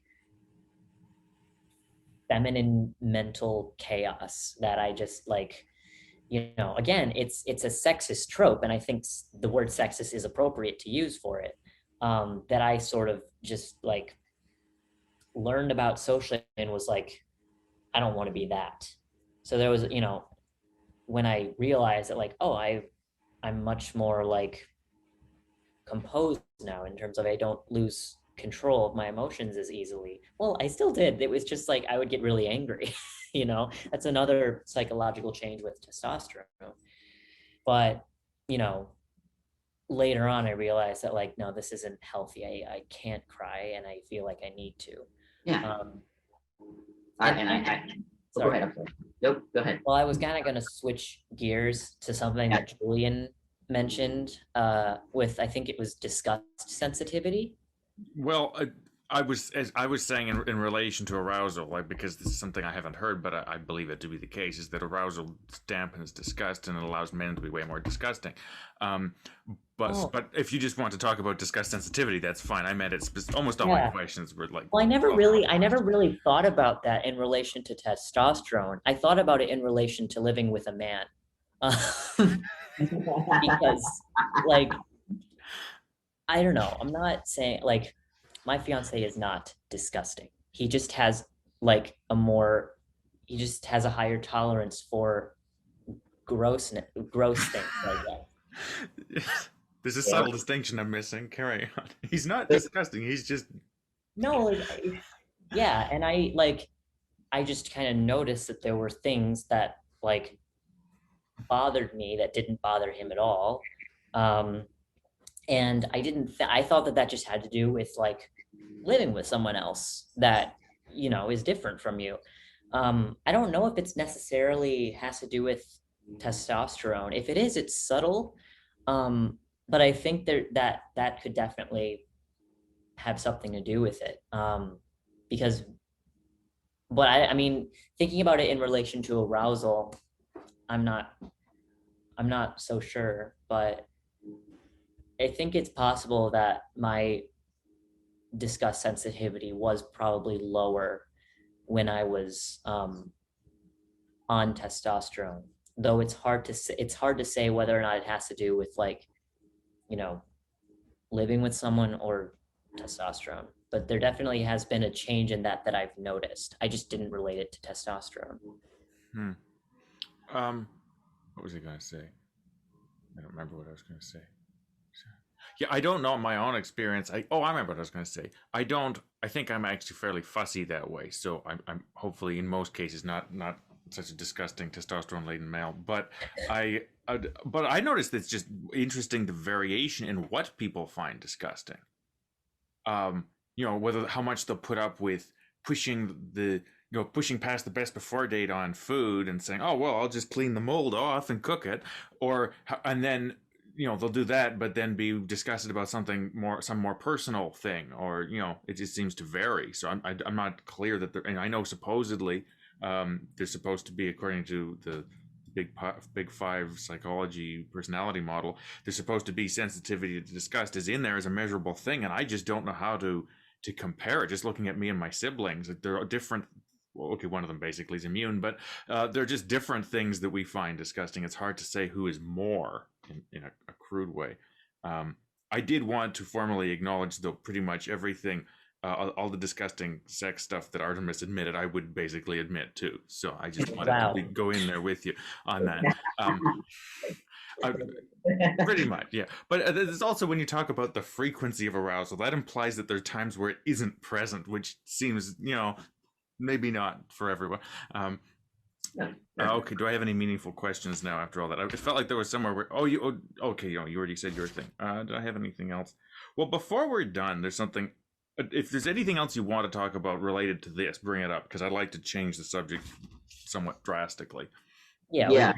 we can do that. Yeah, I mean, I was just going to add that, so that as far as the disgust tolerance goes, I mean, like you said, I think Julian, I think it depends on the situation. You know, men are perhaps they have less boundaries in certain ways for things, and that's again a consequence of evolutionary biology. Obviously, women can't be so disgusted that they can't change their child's diaper. They obviously have to be okay with it in that particular, sense. But as far as everything outside that goes, men's disgust tolerance, I would imagine, would have to be much higher for the things that they were in ancient times expected to take care of, cleaning and gutting animals and I don't know, doing other types of dirty work that if they were disgusted, they wouldn't be able to do, used to being sweaty, smelly, stinky, whatever, because, that's just part of their job description, I suppose, their gender role.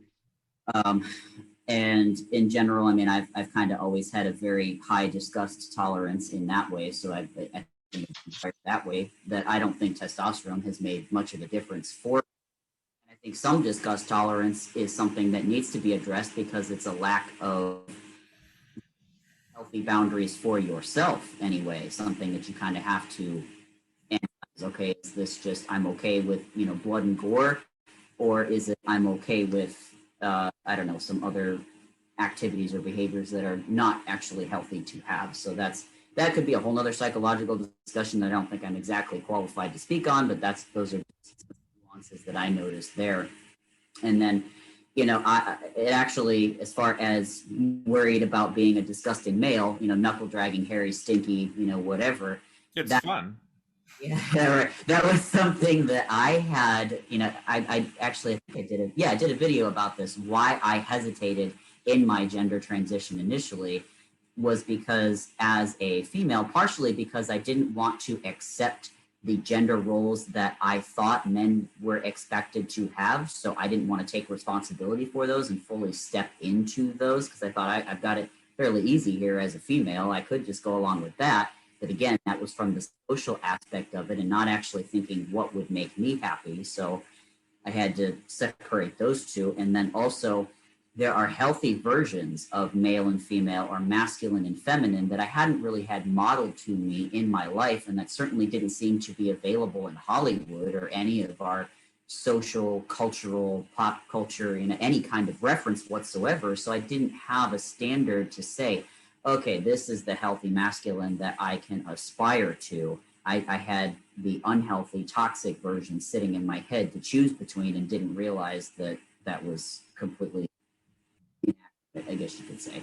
So I thought, okay, yeah, I can transition and have, the testosterone and I don't have to stink, don't have to be hairy, neck beard, whatever, disgusting, unevolved, constantly making sexual innuendos kind of thing. I had pictured something terrible in my mind when because I didn't really have a benchmark for what was healthy masculinity. And I think that exists for a lot of people. They've not been exposed to what healthy masculinity and healthy femininity, the expression of those is.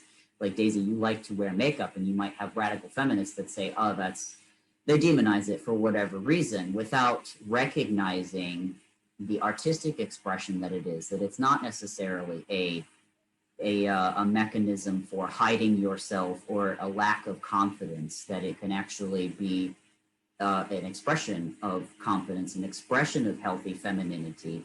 And that, yes, it does attract men because men are visual creatures, and that's not you being disingenuous or dishonest or luring men with your feminine wiles. It's just that is what masculine men are attracted to, and that's okay, which is why, again, Daisy, you found that the masculine men that you were attracted to maybe would be lukewarm as far as being interested in you because you weren't embodying the thing that they were really truly attracted to. And that some women, they think, oh, this is the whole beauty at every size, or the beauty no matter what. I can have hairy pits and not care and whatever, and be damned with these things that men are naturally attracted to. You should just be attracted to me for me.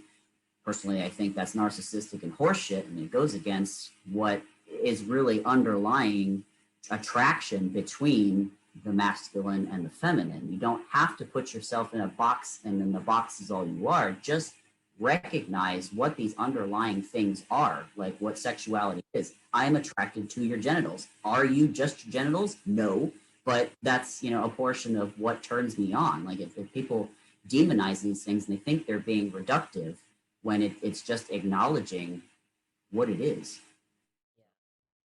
I did want to.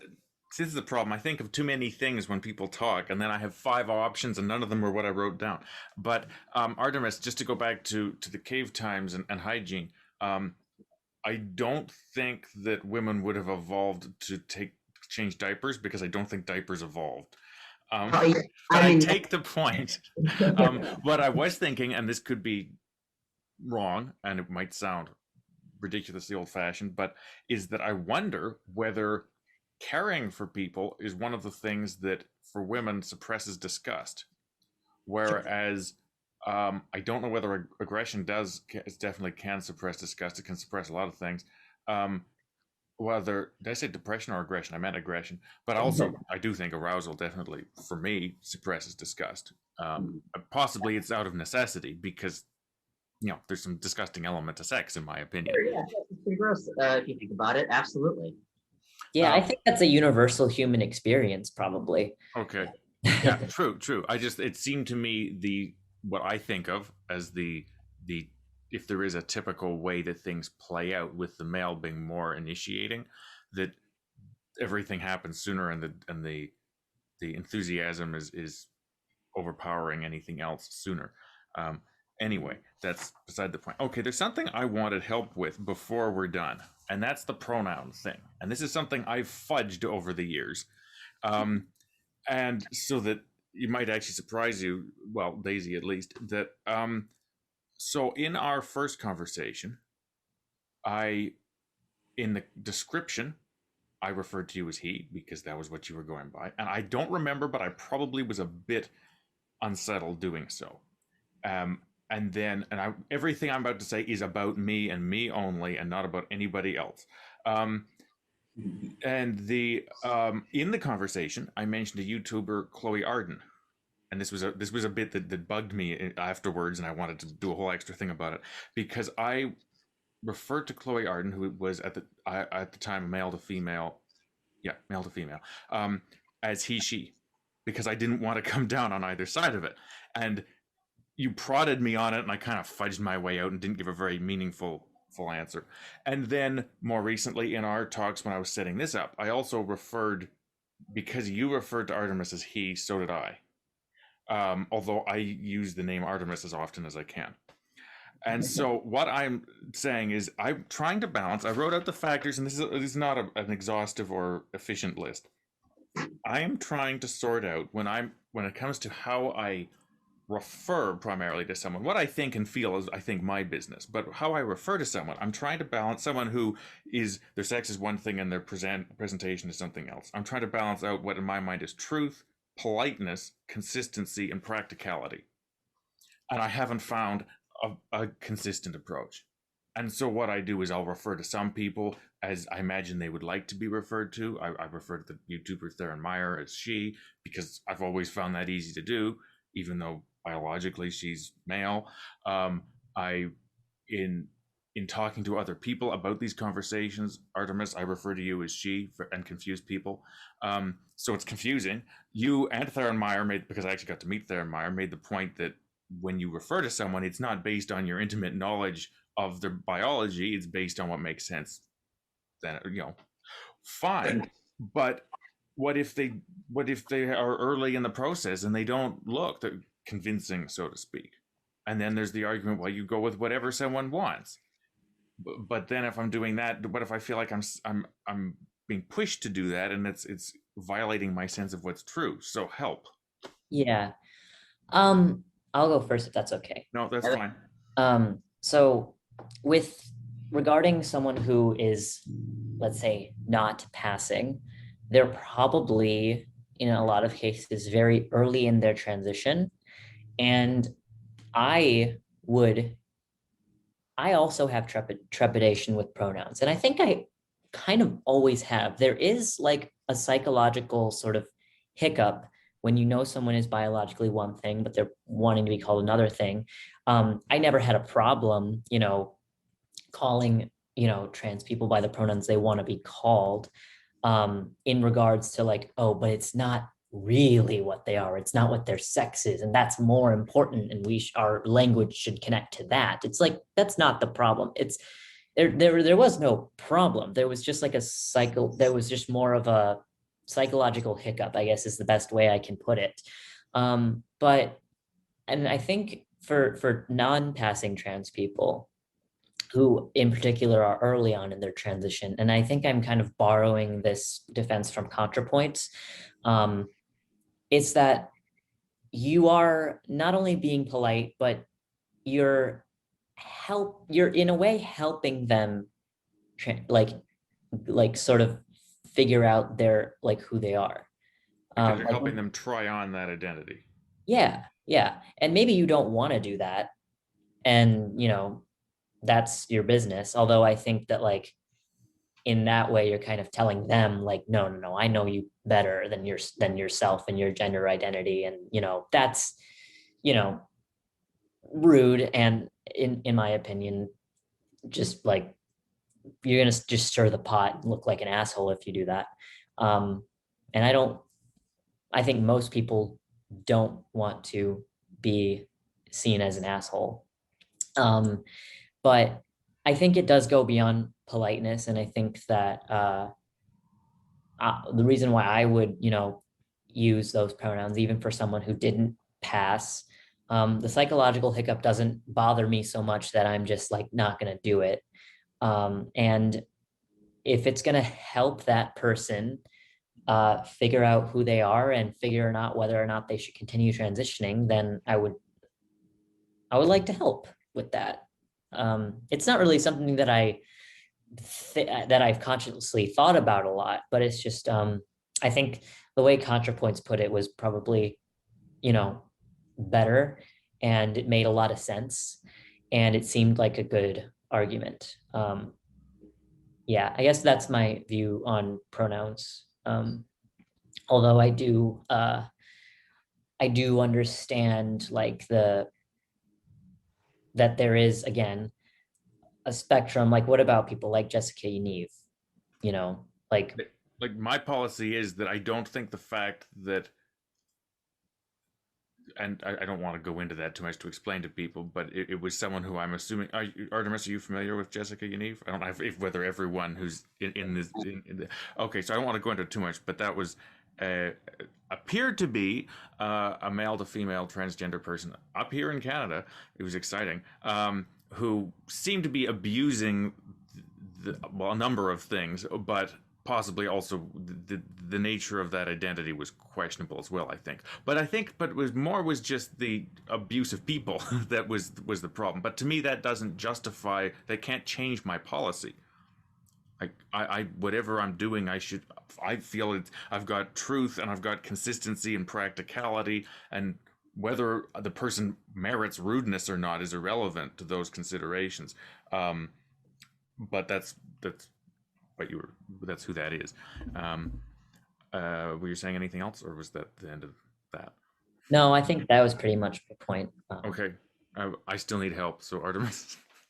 Yeah, no. So I think really what it boils down to is first determining what kind of a relationship you are going to have to that person.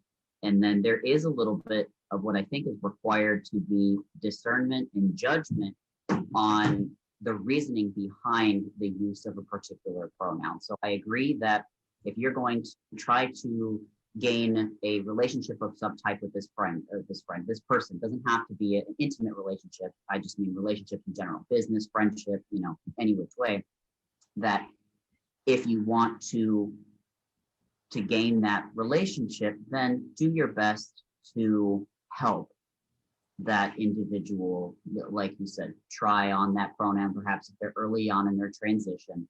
But I think it's, for me, I discern whether or not I'm going to have much of a deeper relationship with somebody if they are going to respect and give me license to call things as I see them. They're not going to take it personally. I'm going to be allowed to be truthful, and that's not going to, and I'm not saying, be mean or rude or anything extra asshole-ish, just that they're not going to say, I'm really hurt and offended by the fact that right now I'm presenting, you see me mostly as female because you look like a female and you keep slipping up and calling me she. I am less likely to be intimately involved or even just on a deeper friendship level with somebody who can't have empathy for my position in that way. I will do my best to, have empathy for your position should I feel like we're on equal respectable grounds. But I take the position that Jordan Peterson takes, which is you are not going to force me to use certain languages, especially something that's just cognitively doesn't seem to make a whole lot of sense. And I would like some empathy and respect. It goes both ways. It doesn't go just one way. So I think you're having trouble, Julian, finding something that works across the board because, again, there's nuance. It depends on what sort of relationship you're going to have with that person, whether or not it's going to be a mutually respectful relationship that you kind of see it as perhaps maybe only from the one side of what can I do for this other person without taking into account what that other person is also going to do for you. Does that make sense? Up until the last bit. Okay. What they would do for me, I don't. What they would do for you in the sense of being empathetic and forgiving for the fact that, you are, let's just say it's a female to male, you are seeing in the beginning of a transition a female person, and that at some point it might make sense because they're presenting much more masculine. Okay, now it's easier for me to just say he. You might be able to train yourself to say he from the very beginning, but this other person is going to give you that grace and that empathy for the dissonance that you're feeling, because it's like that exercise. I don't know if you've seen where someone will write the colors of, let's say, yellow. They'll write yellow, blue, green, but in that the colors of the words don't align with the meaning. You're told to read the color that the word is written in and not the word, and you will get some serious reverberance and dissonance there.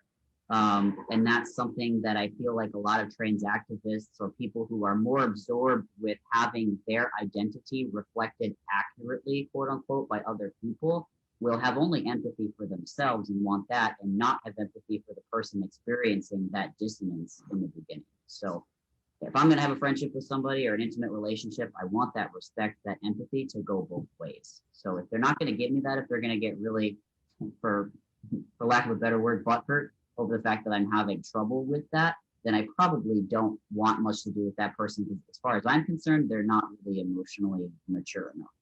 And that sounds harsh. Yeah, I see a lot of stuff like on Instagram and just social media about, like how to get a transgender person's pronouns right. And it's like, those types of posts where it's like very like pretty graphics, and it's like, here's how you can, stop Asian hate. And it's like a slideshow or whatever. It's usually focused on like social issues, and they're very like, tend to be more like sanctimonious. And I saw one that was about pronouns, and one of them was like, when you make a mistake, say it correctly in your head 3 times in a way that compliments the person. So if you accidentally say, for example, she, when you're supposed to say he, in your head, you're supposed to go, his name is Brandon. He has very nice eyes and he is very talented. Like they brainwashing specifically. And then there was another where it was like, you should go out with your friend and just like practice the pronouns and just talk about the person. It's like, this is not how the world works. Like, no. This completely just ignores the fact that like this is a 2-way process, and you need to have empathy on both sides. So yeah, I just thought that was really cringe. Yeah, it really is. It's a distortion of reality, which is precisely a lot of how radical activism operates. It's a complete distortion of reality and an inability to to accept reality and then build from that without taking things personal. It's personal attack. It's insane. It's absolutely because the stakes are, colored to be so high. It's always like, this is life or death. Trans people are more likely to be assaulted. And that makes it, I guess, when you're an activist, easier to, I guess, be persuasive in your points, because this is not just some small thing. Like, these are the types of things that can lead to harm for trans people, which is, like the whole trans panic thing. It centers around not seeing trans women as women, but And trans men, we just don't care about, apparently, right? It is always phrased as trans women, right? oh yeah, we're no, obsessed with the women, yeah. yeah. And I don't envy trans women because of that, because they're always the ones that are being talked about and debated, and The yeah, butt of the joke, and yeah. yeah. But and you don't want to, it makes one more hesitant to push back, because then it's like, oh my God, you don't care about trans lives? You don't care about the fact that like no, it's not that I don't care about that. It's that maybe the solution is not trying to change language, because language is just like a bunch of sounds. Like it changes constantly, but It's yeah, not necessarily easy to change. Yeah. I sort of feel compelled to mention too that I'm aware. I don't have a position. I'm wary of any kind of big action, political or social activism. But I'm also don't have a better idea necessarily. I'm focusing on the way I imagine see it is that there's various loud and aggressive forces arguing in the world about different things, and I'm trying here to do something which is entirely personal and quiet and long and slightly boring and humble. And one could argue that big serious things are happening in people's lives, and we're just comfortably talking about them abstractly. And yeah, well, that's what I want to do, and that's hopefully it will be beneficial. But it doesn't necessarily exclude the value of the other things. It might, I don't know, but I just want to have an alternative. I thought of something else, and I don't remember what it was. I do have a few final questions for the end. I'm just wondering if there was anything else. Oh, yeah, I guess, okay, I like the idea of a personal solution. That seems very sensible. So let's make it personal. There you are in front of me. What do we do? as far as pronoun usage. Yes, or right. I mean, how do I solve this? I'm just like, I Well, think what would make you most comfortable? What seems natural to you? If you weren't considering how it made you feel, what would you do? Like, what feels natural to you? it's an interesting question. When you're not around, No. she seems natural. When you're around, Are they different? Are they different when I'm around? Because when I'm around, that tells me that you're taking into account how I feel and how I might respond. I'm also yeah, I'm also taking into account how you look and how I feel about you when I see you, which is social, which does have to do with your personality. I do believe. Okay. But also, yeah, I'm So- not sure. You may actually. This is a good point, because and you've mentioned something about this earlier about what's the alternative. Would I be more comfortable saying she? And when I say, it has bugged me when I hear people talking about pronouns like it only has to do with the words, and at the same time it has to do with the universe. Like, is it important? Is it trivial? It's important because of everything else that's attached to it potentially. So it is relevant. And I don't actually know you enough. I can imagine. I think it's funny. People act as though the idea of non-binary or other non-male, female genders, or however you want to categorize them, I think of it as genders, as being more of a progressive or questionable idea. In some ways, I find it's easier. Like, I find it easier to think of someone as in between or unidentified, or rather than having completely switched. And that's easy for me, because it's not like I view it to the extent I don't think about it, but I'm sure I categorize people. I feel different ways towards people. It's not I categorize them. I feel what about different. they? Well, it would have to be like with any of this stuff. Really, what I'd want is for everyone I know, or the whole English speaking world to decide this was what it meant, because I don't want to feel like I am using a word in a specialized way and it doesn't mean what it used to mean anymore. Like then I feel like I'm pandering to someone. But I mean, if I feel like the idea of Artemis's gender to you is sort of androgynous, right? The whole package. Yeah.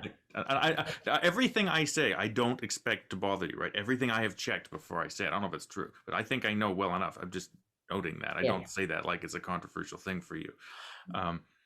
Do tell me, like, I want feedback all along the way about anything, any response you have to what I'm saying. This is exactly why I made this channel, was to do what I'm doing right now. Yeah.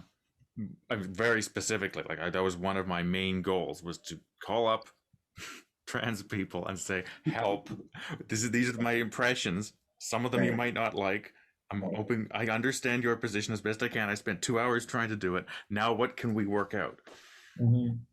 Yeah. I think you said that you were going to say more about they, Daisy.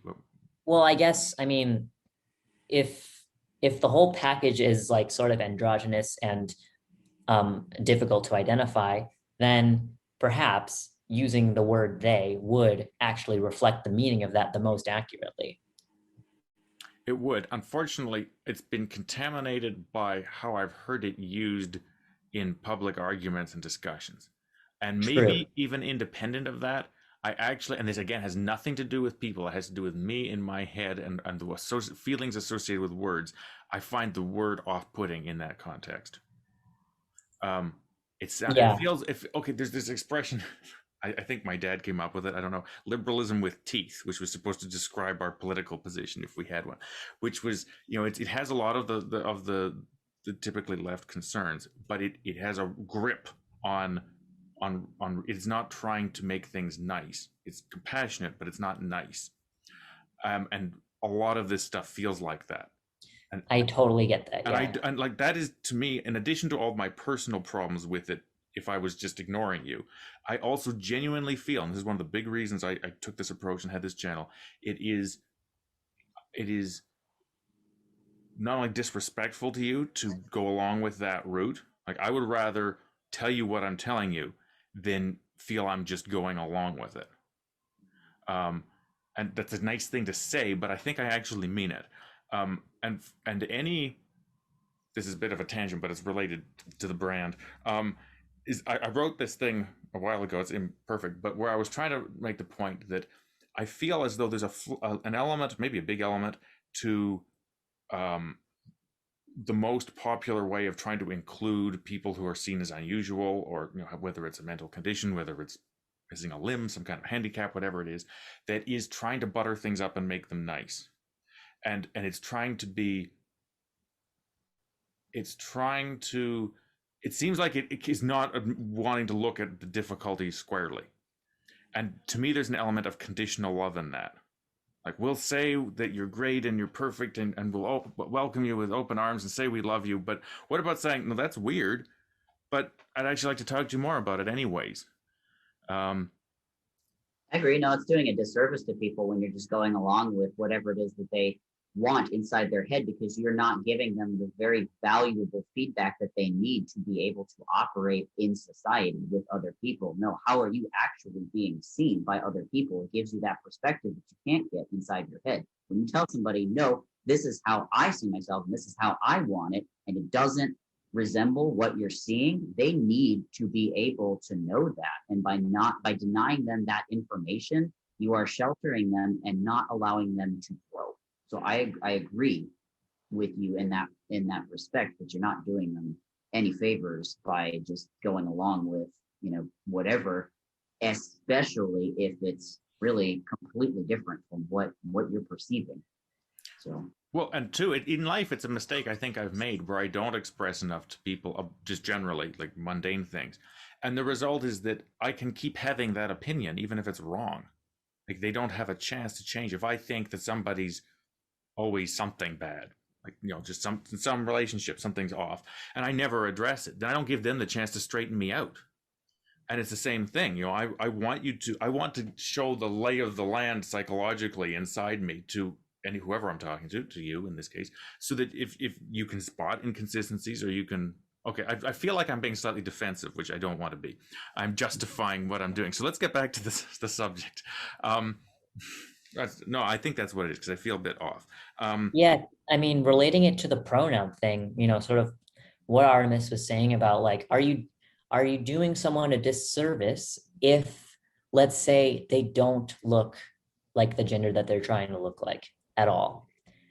Are you doing them a disservice by calling them the pronoun that, will result in, I guess, that a less practical social interaction because it will result in confusion, right? Like if I'm, my pre-T self totally look like a girl and people are calling me he, it does seem like they are doing that primarily either to not stir the pot, or because that's their if they're like a close friend of mine, that's their view of showing that they love and care about me. Like, I want to validate your identity.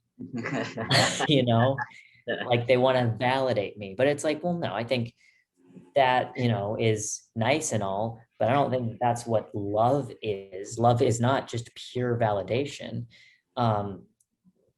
Obviously there are more extreme examples where it's like, well, if someone is in doing something that is really self-destructive, like smoking crack or whatever, you're not gonna you would not be a good friend if you're like, how's the smoking crack been? Tell me all about that. That's Actually, that might be helpful because it is analysis. But I get your point. Like asking someone how it's going. Yes, no, asking stuff, but not in a way that quote unquote validates it, to use that phrase. I could see so many trans people just reeing because they're how dare you equate somebody's drug habit to my pronoun use, but it's true. I think you no, I mean, it's not an equal scenario. I'm just gonna hide down here. Yeah, but you absolutely have a point, and because I that on my own channel when I make these statements that seem to really call these people out. By these people, I mean the radical activists, or people that, I mean, maybe they are transgender, maybe they're not, maybe they think they are, and they're identifying that group, so they're hanging on to that identity as if it is their life, and that if somebody attacks it, they're attacking them, their life, their livelihood. But yeah, no, it's an appropriate analogy to make still, because it's again, you're even if their pronoun choice is not life threatening to them, it's still something that I think if it just goes unchallenged could lead to some irreparable damage. That if somebody had just said, hey, this is a little weird according to the collective, maybe we should talk about it, that it might have, that one person standing up might have made all the difference. So as Peterson says, don't lie, or at the very least, be honest. Well, I think it's tell the truth, or at least don't lie. Yeah. Yes. Yeah. You're right. Absolutely. Yeah. I actually had a question for Artemis that popped up. Just based on your videos, because I feel like you have a very, very balanced perspective in terms of like who you criticize. How is the feedback that you get? Like, do you get any, quote unquote hate or like criticism? And if you do, like, if it's political at all, like, does it seem to come more from like one side or the other, like trans activists, or like more very conservative types? Yeah. So I have gotten maybe 4 or 5 comments in total on my channel in the last 2 years that have been that have disagreed or have been aggressively trying to attack my position. And of those 4 or 5, 2 of them were trans women who were bent on telling me that my position of trans women should not be allowed to compete in biological women's sports was very wrong. and that clearly I knew absolutely nothing about the issue, and that, you know, it's if it's only happening once or twice here and there, it's not that trans women are dominating female sports, and they would try to build their case with straw man arguments. And those really were the only super aggressive ones that I have seen. I had one person who lamented the fact that I had top surgery because I looked, you know, pleasing to them. I was beautiful. Yeah, I saw your video response to that. Yeah. So that I would never think to, because I got comments like that too, but I was like, I would never think to actually that it was actually worth responding to. But I feel like it was a good video. Yeah, thank you. I think at this point, because I have honed my approach with my videos to a more academic, less emotionally charged perspective, that I give usually psychological analysis with that. Man, this is my personal theory. The reason why I haven't hit a whole lot of blowback is because people really can't argue with it. I don't give them much room to do that. And I also don't say, I'm not out here to endanger anybody or to hate on anybody or to do any of those things. I encourage discussion. If you can give me something to have a civil discourse about, I welcome you to disagree with me. Fully expect that I'm going to return fire in a respectful academic manner, and expect that you can communicate on that level. Now, I also only have 500 or so subscribers, so I don't think I'm reaching a huge audience at this point. So I don't really know if it's reasonable or normal to see that I've only had half a dozen or less dissenting comments. But again, I think the method that I go about it is perhaps very boring to a lot of activists who are used to thinking from a highly emotionally charged perspective. So I don't know. I think you could say the same from, if there is another side, the other side too. Like I was going to say, your videos, like mine, have a certain level of boring, so to speak. Like it's so that they're not exciting videos. So I don't know. I mean, we're not as famous as Daisy, so we can't really. I don't know what I'm doing with 20,000 subscribers. I've actually been considering just completely changing the direction of my channel and offering no explanation, because I don't like how my channel portrays me as someone who is really, really serious and self-absorbed, as someone who just looks in the mirror all day and is like, who am I? Like, you know, and all my videos are just like of me talking and being like, here's my musings, here's what I found out about myself here, and here's 36 minutes of it. I kind of want to just like, you know, like I'm really interested in fashion. I want to like make like fashion videos. I don't know if I make a separate channel for that or if I just put it on my current channel, but as someone who's lower the stakes. As someone who's more concerned with what people think of me than Artemis thinks I should be, I would think that that visually looks kind of bad. If the channel where you were talking about the transgender stuff, you go through the transition, then you detransition, and then it's all like fashion. Well, I'm not saying I would just stop.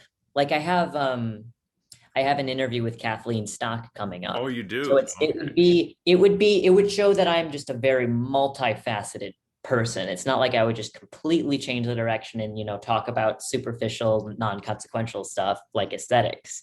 But I think a mix is good. I think that relates to somebody with your particular bend, which is that you came from maybe a perhaps more masculine understanding of yourself, what that fashion looks like. Because I think there'd be quite a wide audience of women that would be interested to see that, because I think they experience that what they feel is a cognitive dissonance where, oh, you know, females, feminine, you're supposed to do makeup and it's the dresses, and, you know, I mean, that's a particular iteration of femininity, sure, but that doesn't mean that as a masculine woman you have to drop all of those things, and they can't to some degree exist within a feminine scope. I don't, not really sure what that would look like other than perhaps the inside of an LL Bean catalog. but Yeah. you can, maybe do something. If anything, I would put something like that on my channel as an experimental thing, see how Yeah. people respond to it. If it feels weird, then, maybe I'll just, and I still, want to make more videos on that, I could just make another channel. I don't care about, losing subscriber count, because it seems like a separate but also related thing. Because another thing that it affects is like, I don't have boobs. That affects what I can wear, it's like sometimes I wear like a bra to make it look like I have boobs, but sometimes I can't do that because depending on the cut of something, like I don't want it to be obvious that I'm like that I don't have boobs, if you know what I mean. So then I'll just like, there's often a question like, should I just go flat, or should I like wear a bra and try to make it depend, like clothing has a lot to do with that. So I think you probably would be better served, this is my opinion, my 2 cents. I think you'd be better served for creating a separate channel. I think a lot of your 20,000 subscribers, there will probably be a chunk of them that will follow you on that other channel because you can put a video saying, hey, I'm doing this on this other channel, come check it out. It just occurred to me, as you mentioned, without having breasts, it's not just people who detransitioned with that particular scenario that would be interested potentially in that, but also women who have lost their breasts for any other number of reasons. Yeah. They have a great following. Well, Yeah. or just barely have them. Like that's Right. fine. True. Yeah, are we going to see the suit and bow tie? Like the suit and bow tie was a thing, right? That was part of the vision, I Oh thought. yeah, I don't have suits really anymore. I have a blazer. And it's like, like I would say my style can be sort of androgynous, but I don't really have a lot of menswear anymore. Women's wear just like fits me better. It looks less awkward. Because when I would wear suits and bow ties and stuff, I felt like I looked good, but there was also something a little bit off about it.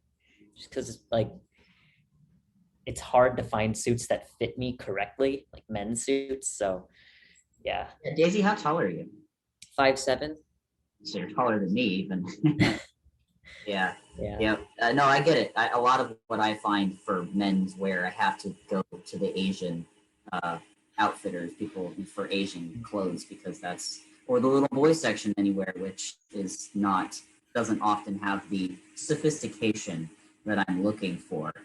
So it is a little challenging and humbling, I will admit. Yeah. Well, I actually really, from what I can see, I really like the way you dress. No, thank you. Yeah. I'm comfortable with it. It's just tough finding things that fit. I have to tailor a lot of stuff, unfortunately.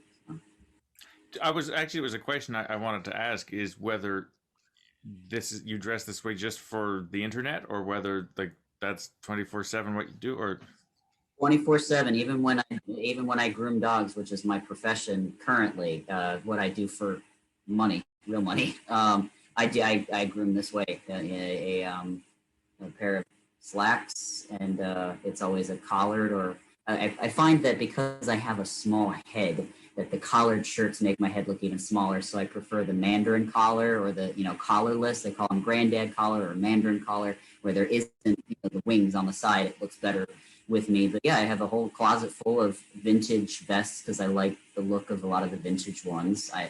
I'm not that hipster. I just like vintage vests. And collared shirts. Yeah, that is how I dress 24/7. I mean, here in Florida, it's hot as hell, so a lot of times it's uncomfortable. And so, I generally, if I have to, I'll wear something a little cooler, linen or whatever. But yeah, no, in general, this is my style 24/7, even when I work. So that English countryside gentleman, the English farmer, is that's pretty what much. my sister said. Yeah, and then someone else was saying they could see you in the woods surviving and chopping wood, and so I could kind of see, like, I don't know if it's a pioneer thing or what it is that I'm thinking of, but yeah, there's something. That is very much the vibe. Yep, that is very much how when I see style, that's what I find myself most attracted to. I do have the snap caps, the English or Irish flat caps, they call them, golf caps or whatever. I have some of those, and I wore those lots when I was in high school. Yeah, very fond of them. And I think that's more the old soul kind of, because I reincarnation and those sorts of things spiritually, that's a whole other discussion. But I do believe that's a holdover from perhaps prior spiritual lives, perhaps other timelines that I've lived, and just have a particular fondness for them. They just feel, they resonate with me on that level. So. It does seem to fit. Okay, it's probably time to wind this down. So I have two or maybe three questions. This is just a grouping. You can address them as you like. Oh, I don't know if we have time for this. I was going to say, do you have any general advice for people trying to understand themselves with regards to sex and gender better? And you don't have to. Like a lot of shows, their focus is on telling people what to think and how to figure out if this is true or that's true. And I don't expect to do that. But I thought if there was anything you wanted to say, I'm getting into the part where if there's wisdom you want to impart on people, on me, whatever, it seems like a good time. I think we sort of got to like somewhat of an answer earlier in the discussion. And Artemis, I think what you said about, asking yourself from that therapist, Sarah Hoffman Fox. Yeah. If there was no one else, if social, reception was just not a problem, what would you do? I think that's a really, really important question that can be very difficult to answer if the answer is more like perhaps what mine was. It's like, no, I probably would stay the way I am, and a lot of the superficial aspects of this just seem to be exacerbated because of my point in life and general psychology. It can be really hard to admit to yourself that if that is the case, that is the case. But I do think that is a really, really important question, along with many others that one should ask themselves when they're considering transitioning specifically. And just trying to get to know themselves, figure out who they are, and make decisions based on that in general. I've heard it can be hard to get a therapist, at least in certain places, that doesn't. This is the full narrative. I don't know if it's correct, but that isn't afraid for their job if they don't just encourage someone to transition. Now, my understanding is neither of you personally had that problem. With therapists? No.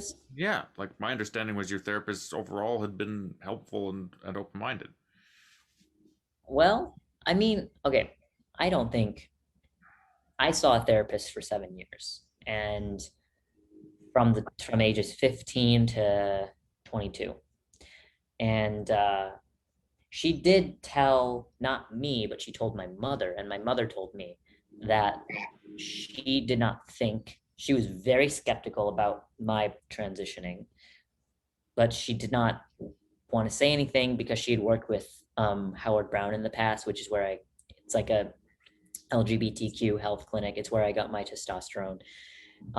And she was like, yeah, I could lose my license if I say anything that could indicate that I'm not fully supportive.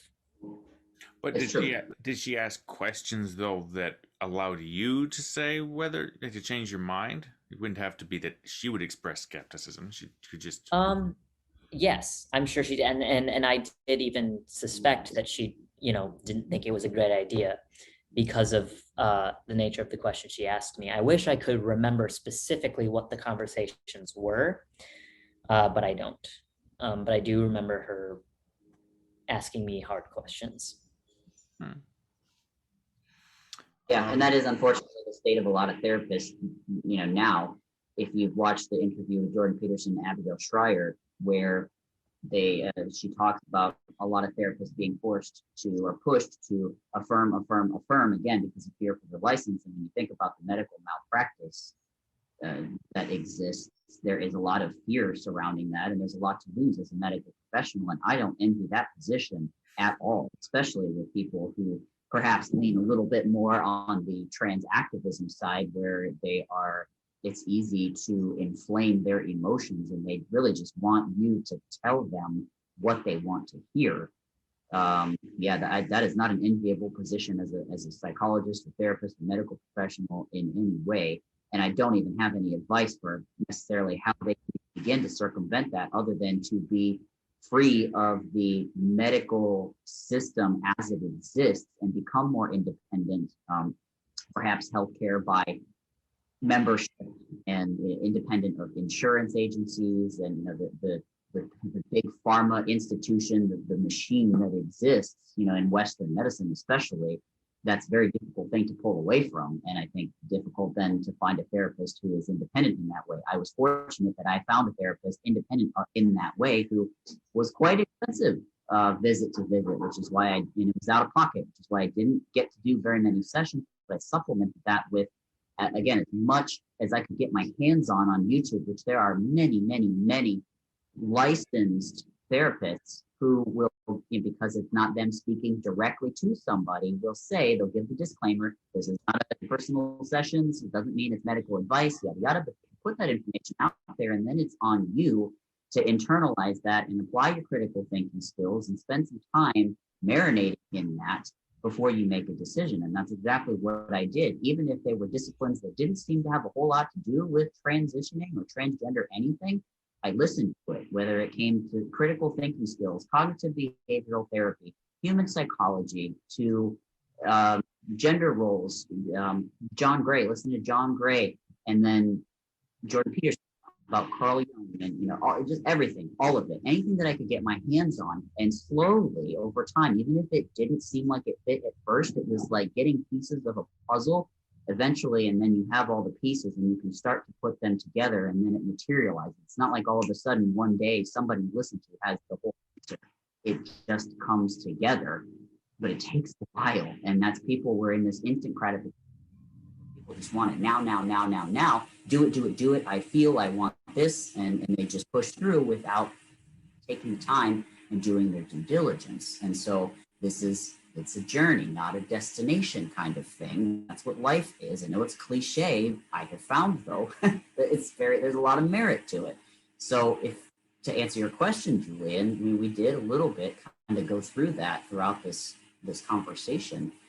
I think what it boils down to is the advice that I would have, not just for transgenders, but for anybody. Your first move should be to study human psychology as much as you possibly can, because you cannot begin to make sense of what's going on in your head without having some kind of external point which to anchor. You need an anchor, and that's what I think studying all of these things does.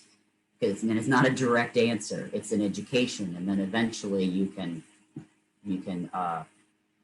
put things together. Okay. Sounds good enough for me.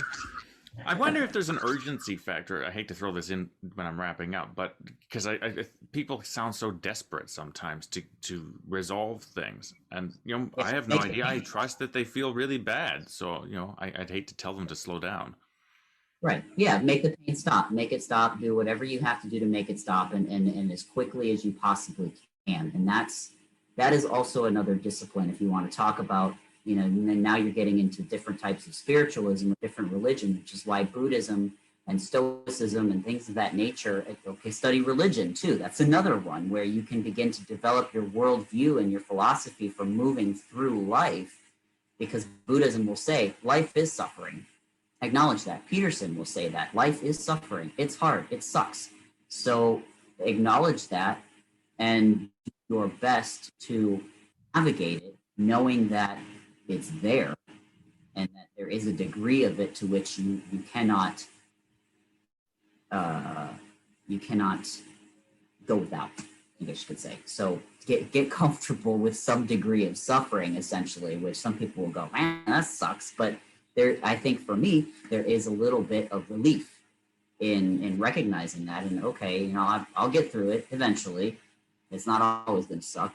So let's enjoy as much as you can the pursuit of getting there. Enjoy the journey, because once you've hit the destination, like most humans, you're not just going to sit there and then that's the end of it. It's a continually evolving thing. So for me, it's just get comfortable with the process. it is what it is, you know? Okay. That may be the most, it's the least clippable advice, perhaps, as far as making special video. Learn everything and wait and be miserable. Yeah, exactly right. Yeah, it sounds terrible, truthfully. Yeah. I'm from the outset, and that's what people don't want to hear. They just, nope, make it stop, make it be happy. And they're always getting so, bent out of shape and tied up into knots. Like, I should be happy. I should be happy all the time. What's wrong? I'm not happy. There's nothing wrong. I certainly was, in that space when I was transitioning, and the sense of urgency kind of grew because with the wrong body narrative, it's kind of like, I should have been a guy the whole time. I missed out on a boyhood. Like, I need to fix this now, because it's like, there's a feeling of being late, of like, oh, I should have had this experience. And I really like told myself that. And I think I completely disagree with that entire idea now. I mean, I'm a pretty strict determinist with most things. And so again, that's also why it's hard for me to have any regrets about my transition, because it was, it was supposed to happen. Like, it needed to happen. So yeah, I agree with you. And in that case, then I suppose I am a determinist as well. I guess I would call it, my particular interpretation is more in a spiritual vein, which is that we come here to learn certain things as a corporeal being that we can't learn as a non-corporeal being. And so they happen precisely as they're supposed to happen. You're not late, you're not early. You are precisely where you're supposed to be at any given time, and you learn what you need to learn. So there's no regret. There is no, you can admit that maybe you did something that wasn't ideal, that hurt other people, and, be better for it. Mature and be better for it, and be the best that you can be. Peterson says, be just a better version of yourself than you were yesterday. It's so true. I know bringing up Peterson's going to piss off probably a lot of people. I agree with so much of what he has to say, although it's very interesting.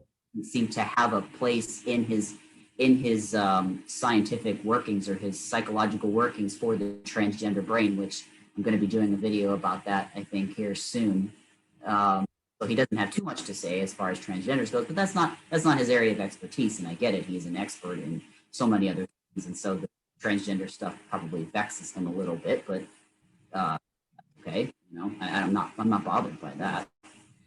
One of the things I'd kind of like to do is, if my channel became more successful and I was able to get various people's attention more, would be have a number of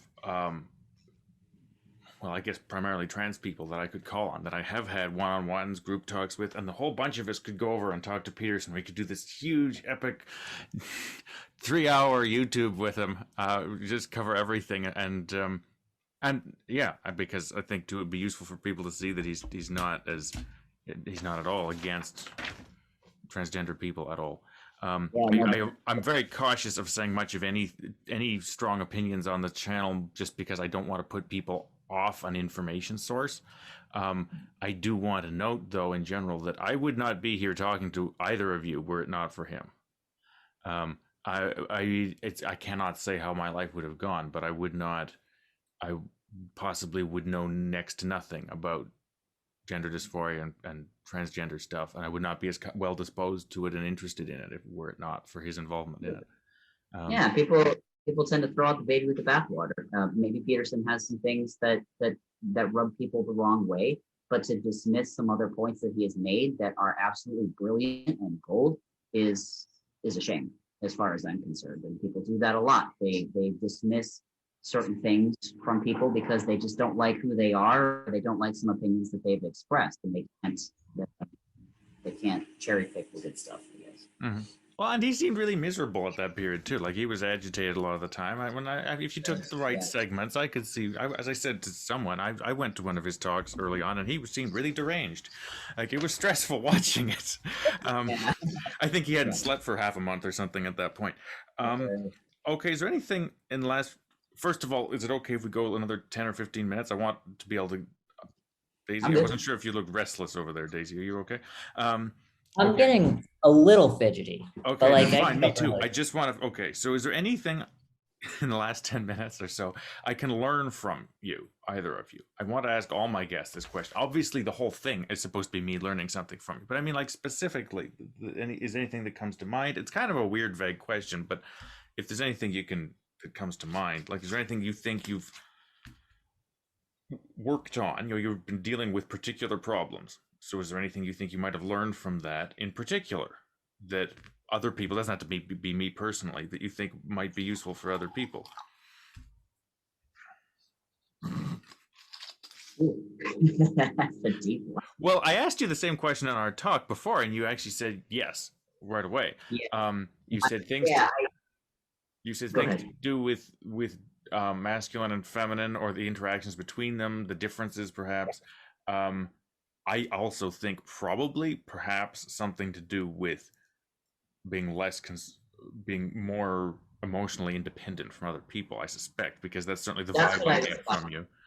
Yeah, that's what I was about to say, which is to be able to discern the type of person that it is okay with which to be honest with, and that you can grow with as a person by being able to be honest with, and then to recognize the kind of people that are not going to give you that freedom because they are more focused on only empathy for themselves.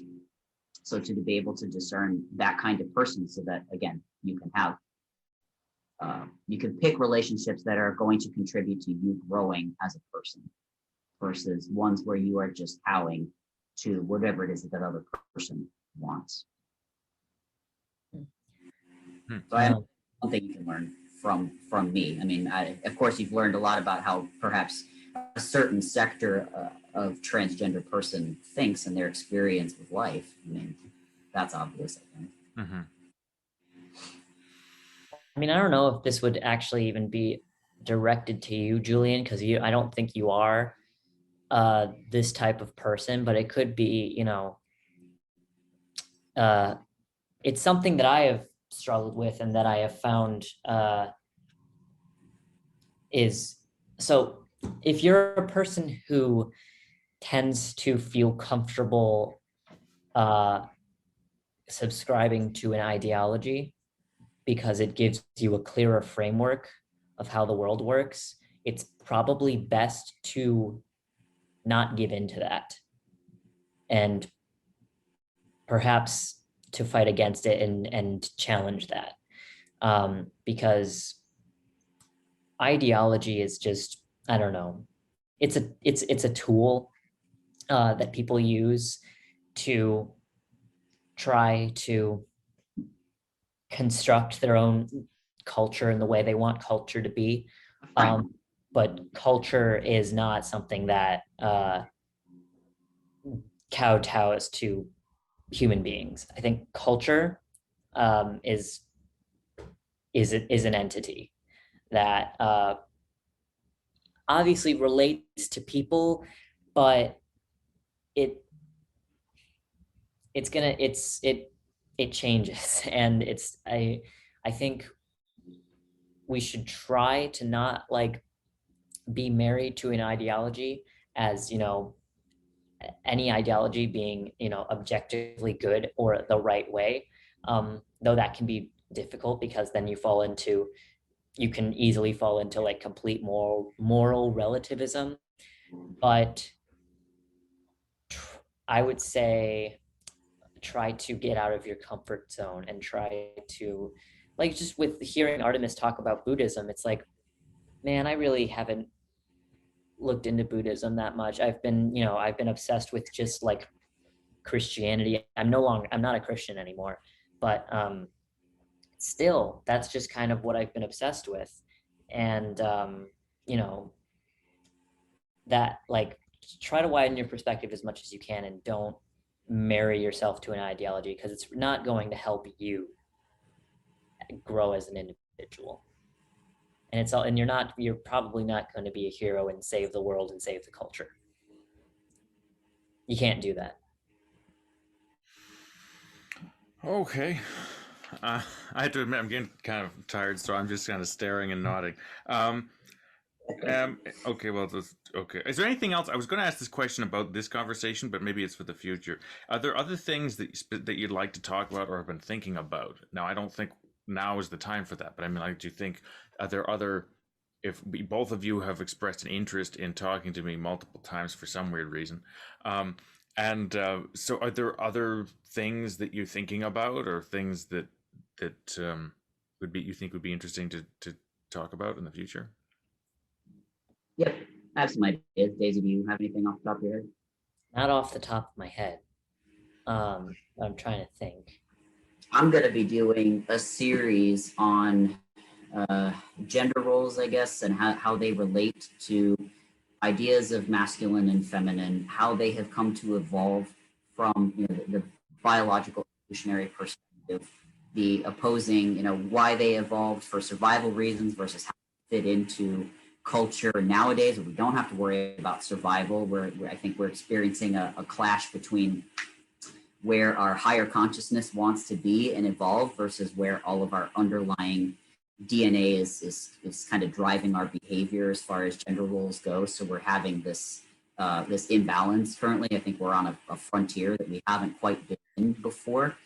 And we've opened up the Pandora's box, like you said, that now we can descend into chaos because we don't have, a structure with which to construct a view. So I'm curious as to how, with transgenders especially, navigate gender roles specifically within their relationships within society, because it's not like what the feminists had rebelled against, the patriarchy and male dominated society and all of those things. Like we're beyond that. We've been beyond that for a while now with the women's movement, and I think now the pendulum was this way, and now we've swung to the far end. We went from toxic masculinity to now toxic femininity, and we haven't really found this balance of what healthy masculinity and femininity are. And then, of course, how do transgenders fit into that, since it doesn't have anything to do with reproduction? It's quite literally social and cultural interactions now. At this point, we can pick and choose what we want to do and how much choice we have, how much of that is biologically driven.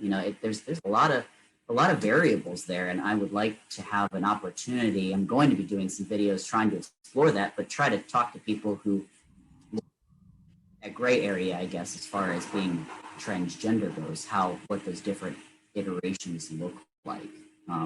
And maybe how that then is going to permeate into heterosexual cisgender couples, what that's going to look like in society now that we are free of the survival mechanism supposedly, but we're being driven by a lot of this from thousands of years of evolution.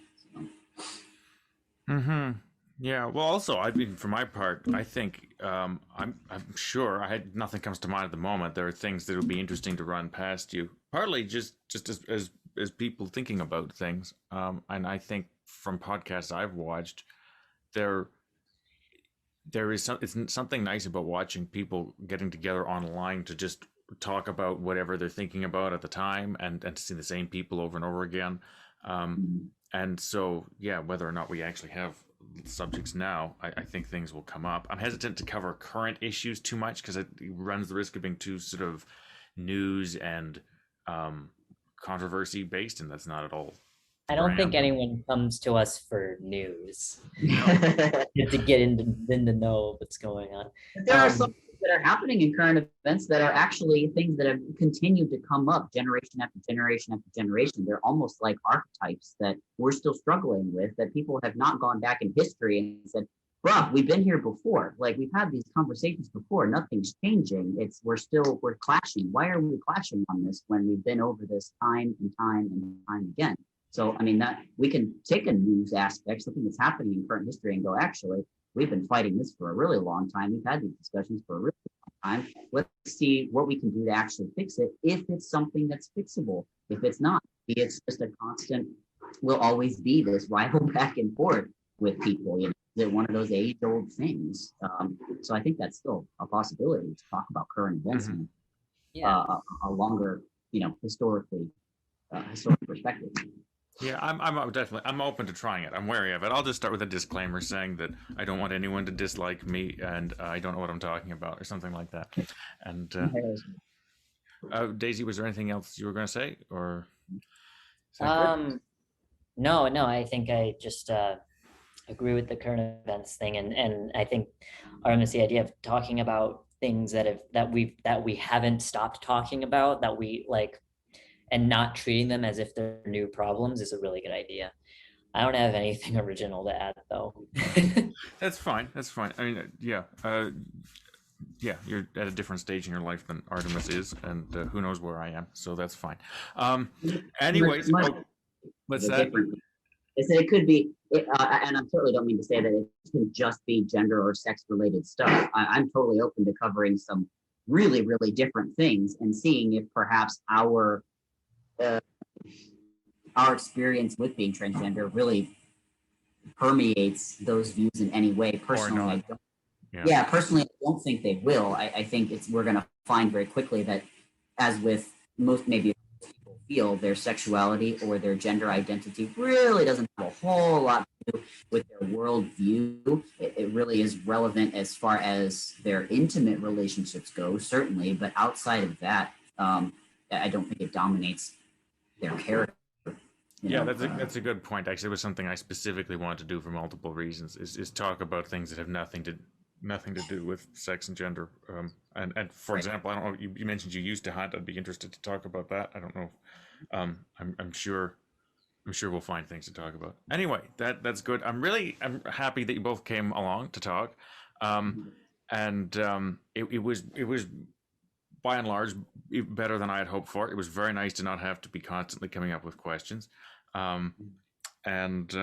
Yeah, I mean, I'm really happy that people are actually showing up and talking with me. So I'm glad that you came, and hopefully someone will watch this and give us some feedback about that too. So I think I'm done talking. So thank you very much. I'll end the recording before I close everything, I think. So goodbye.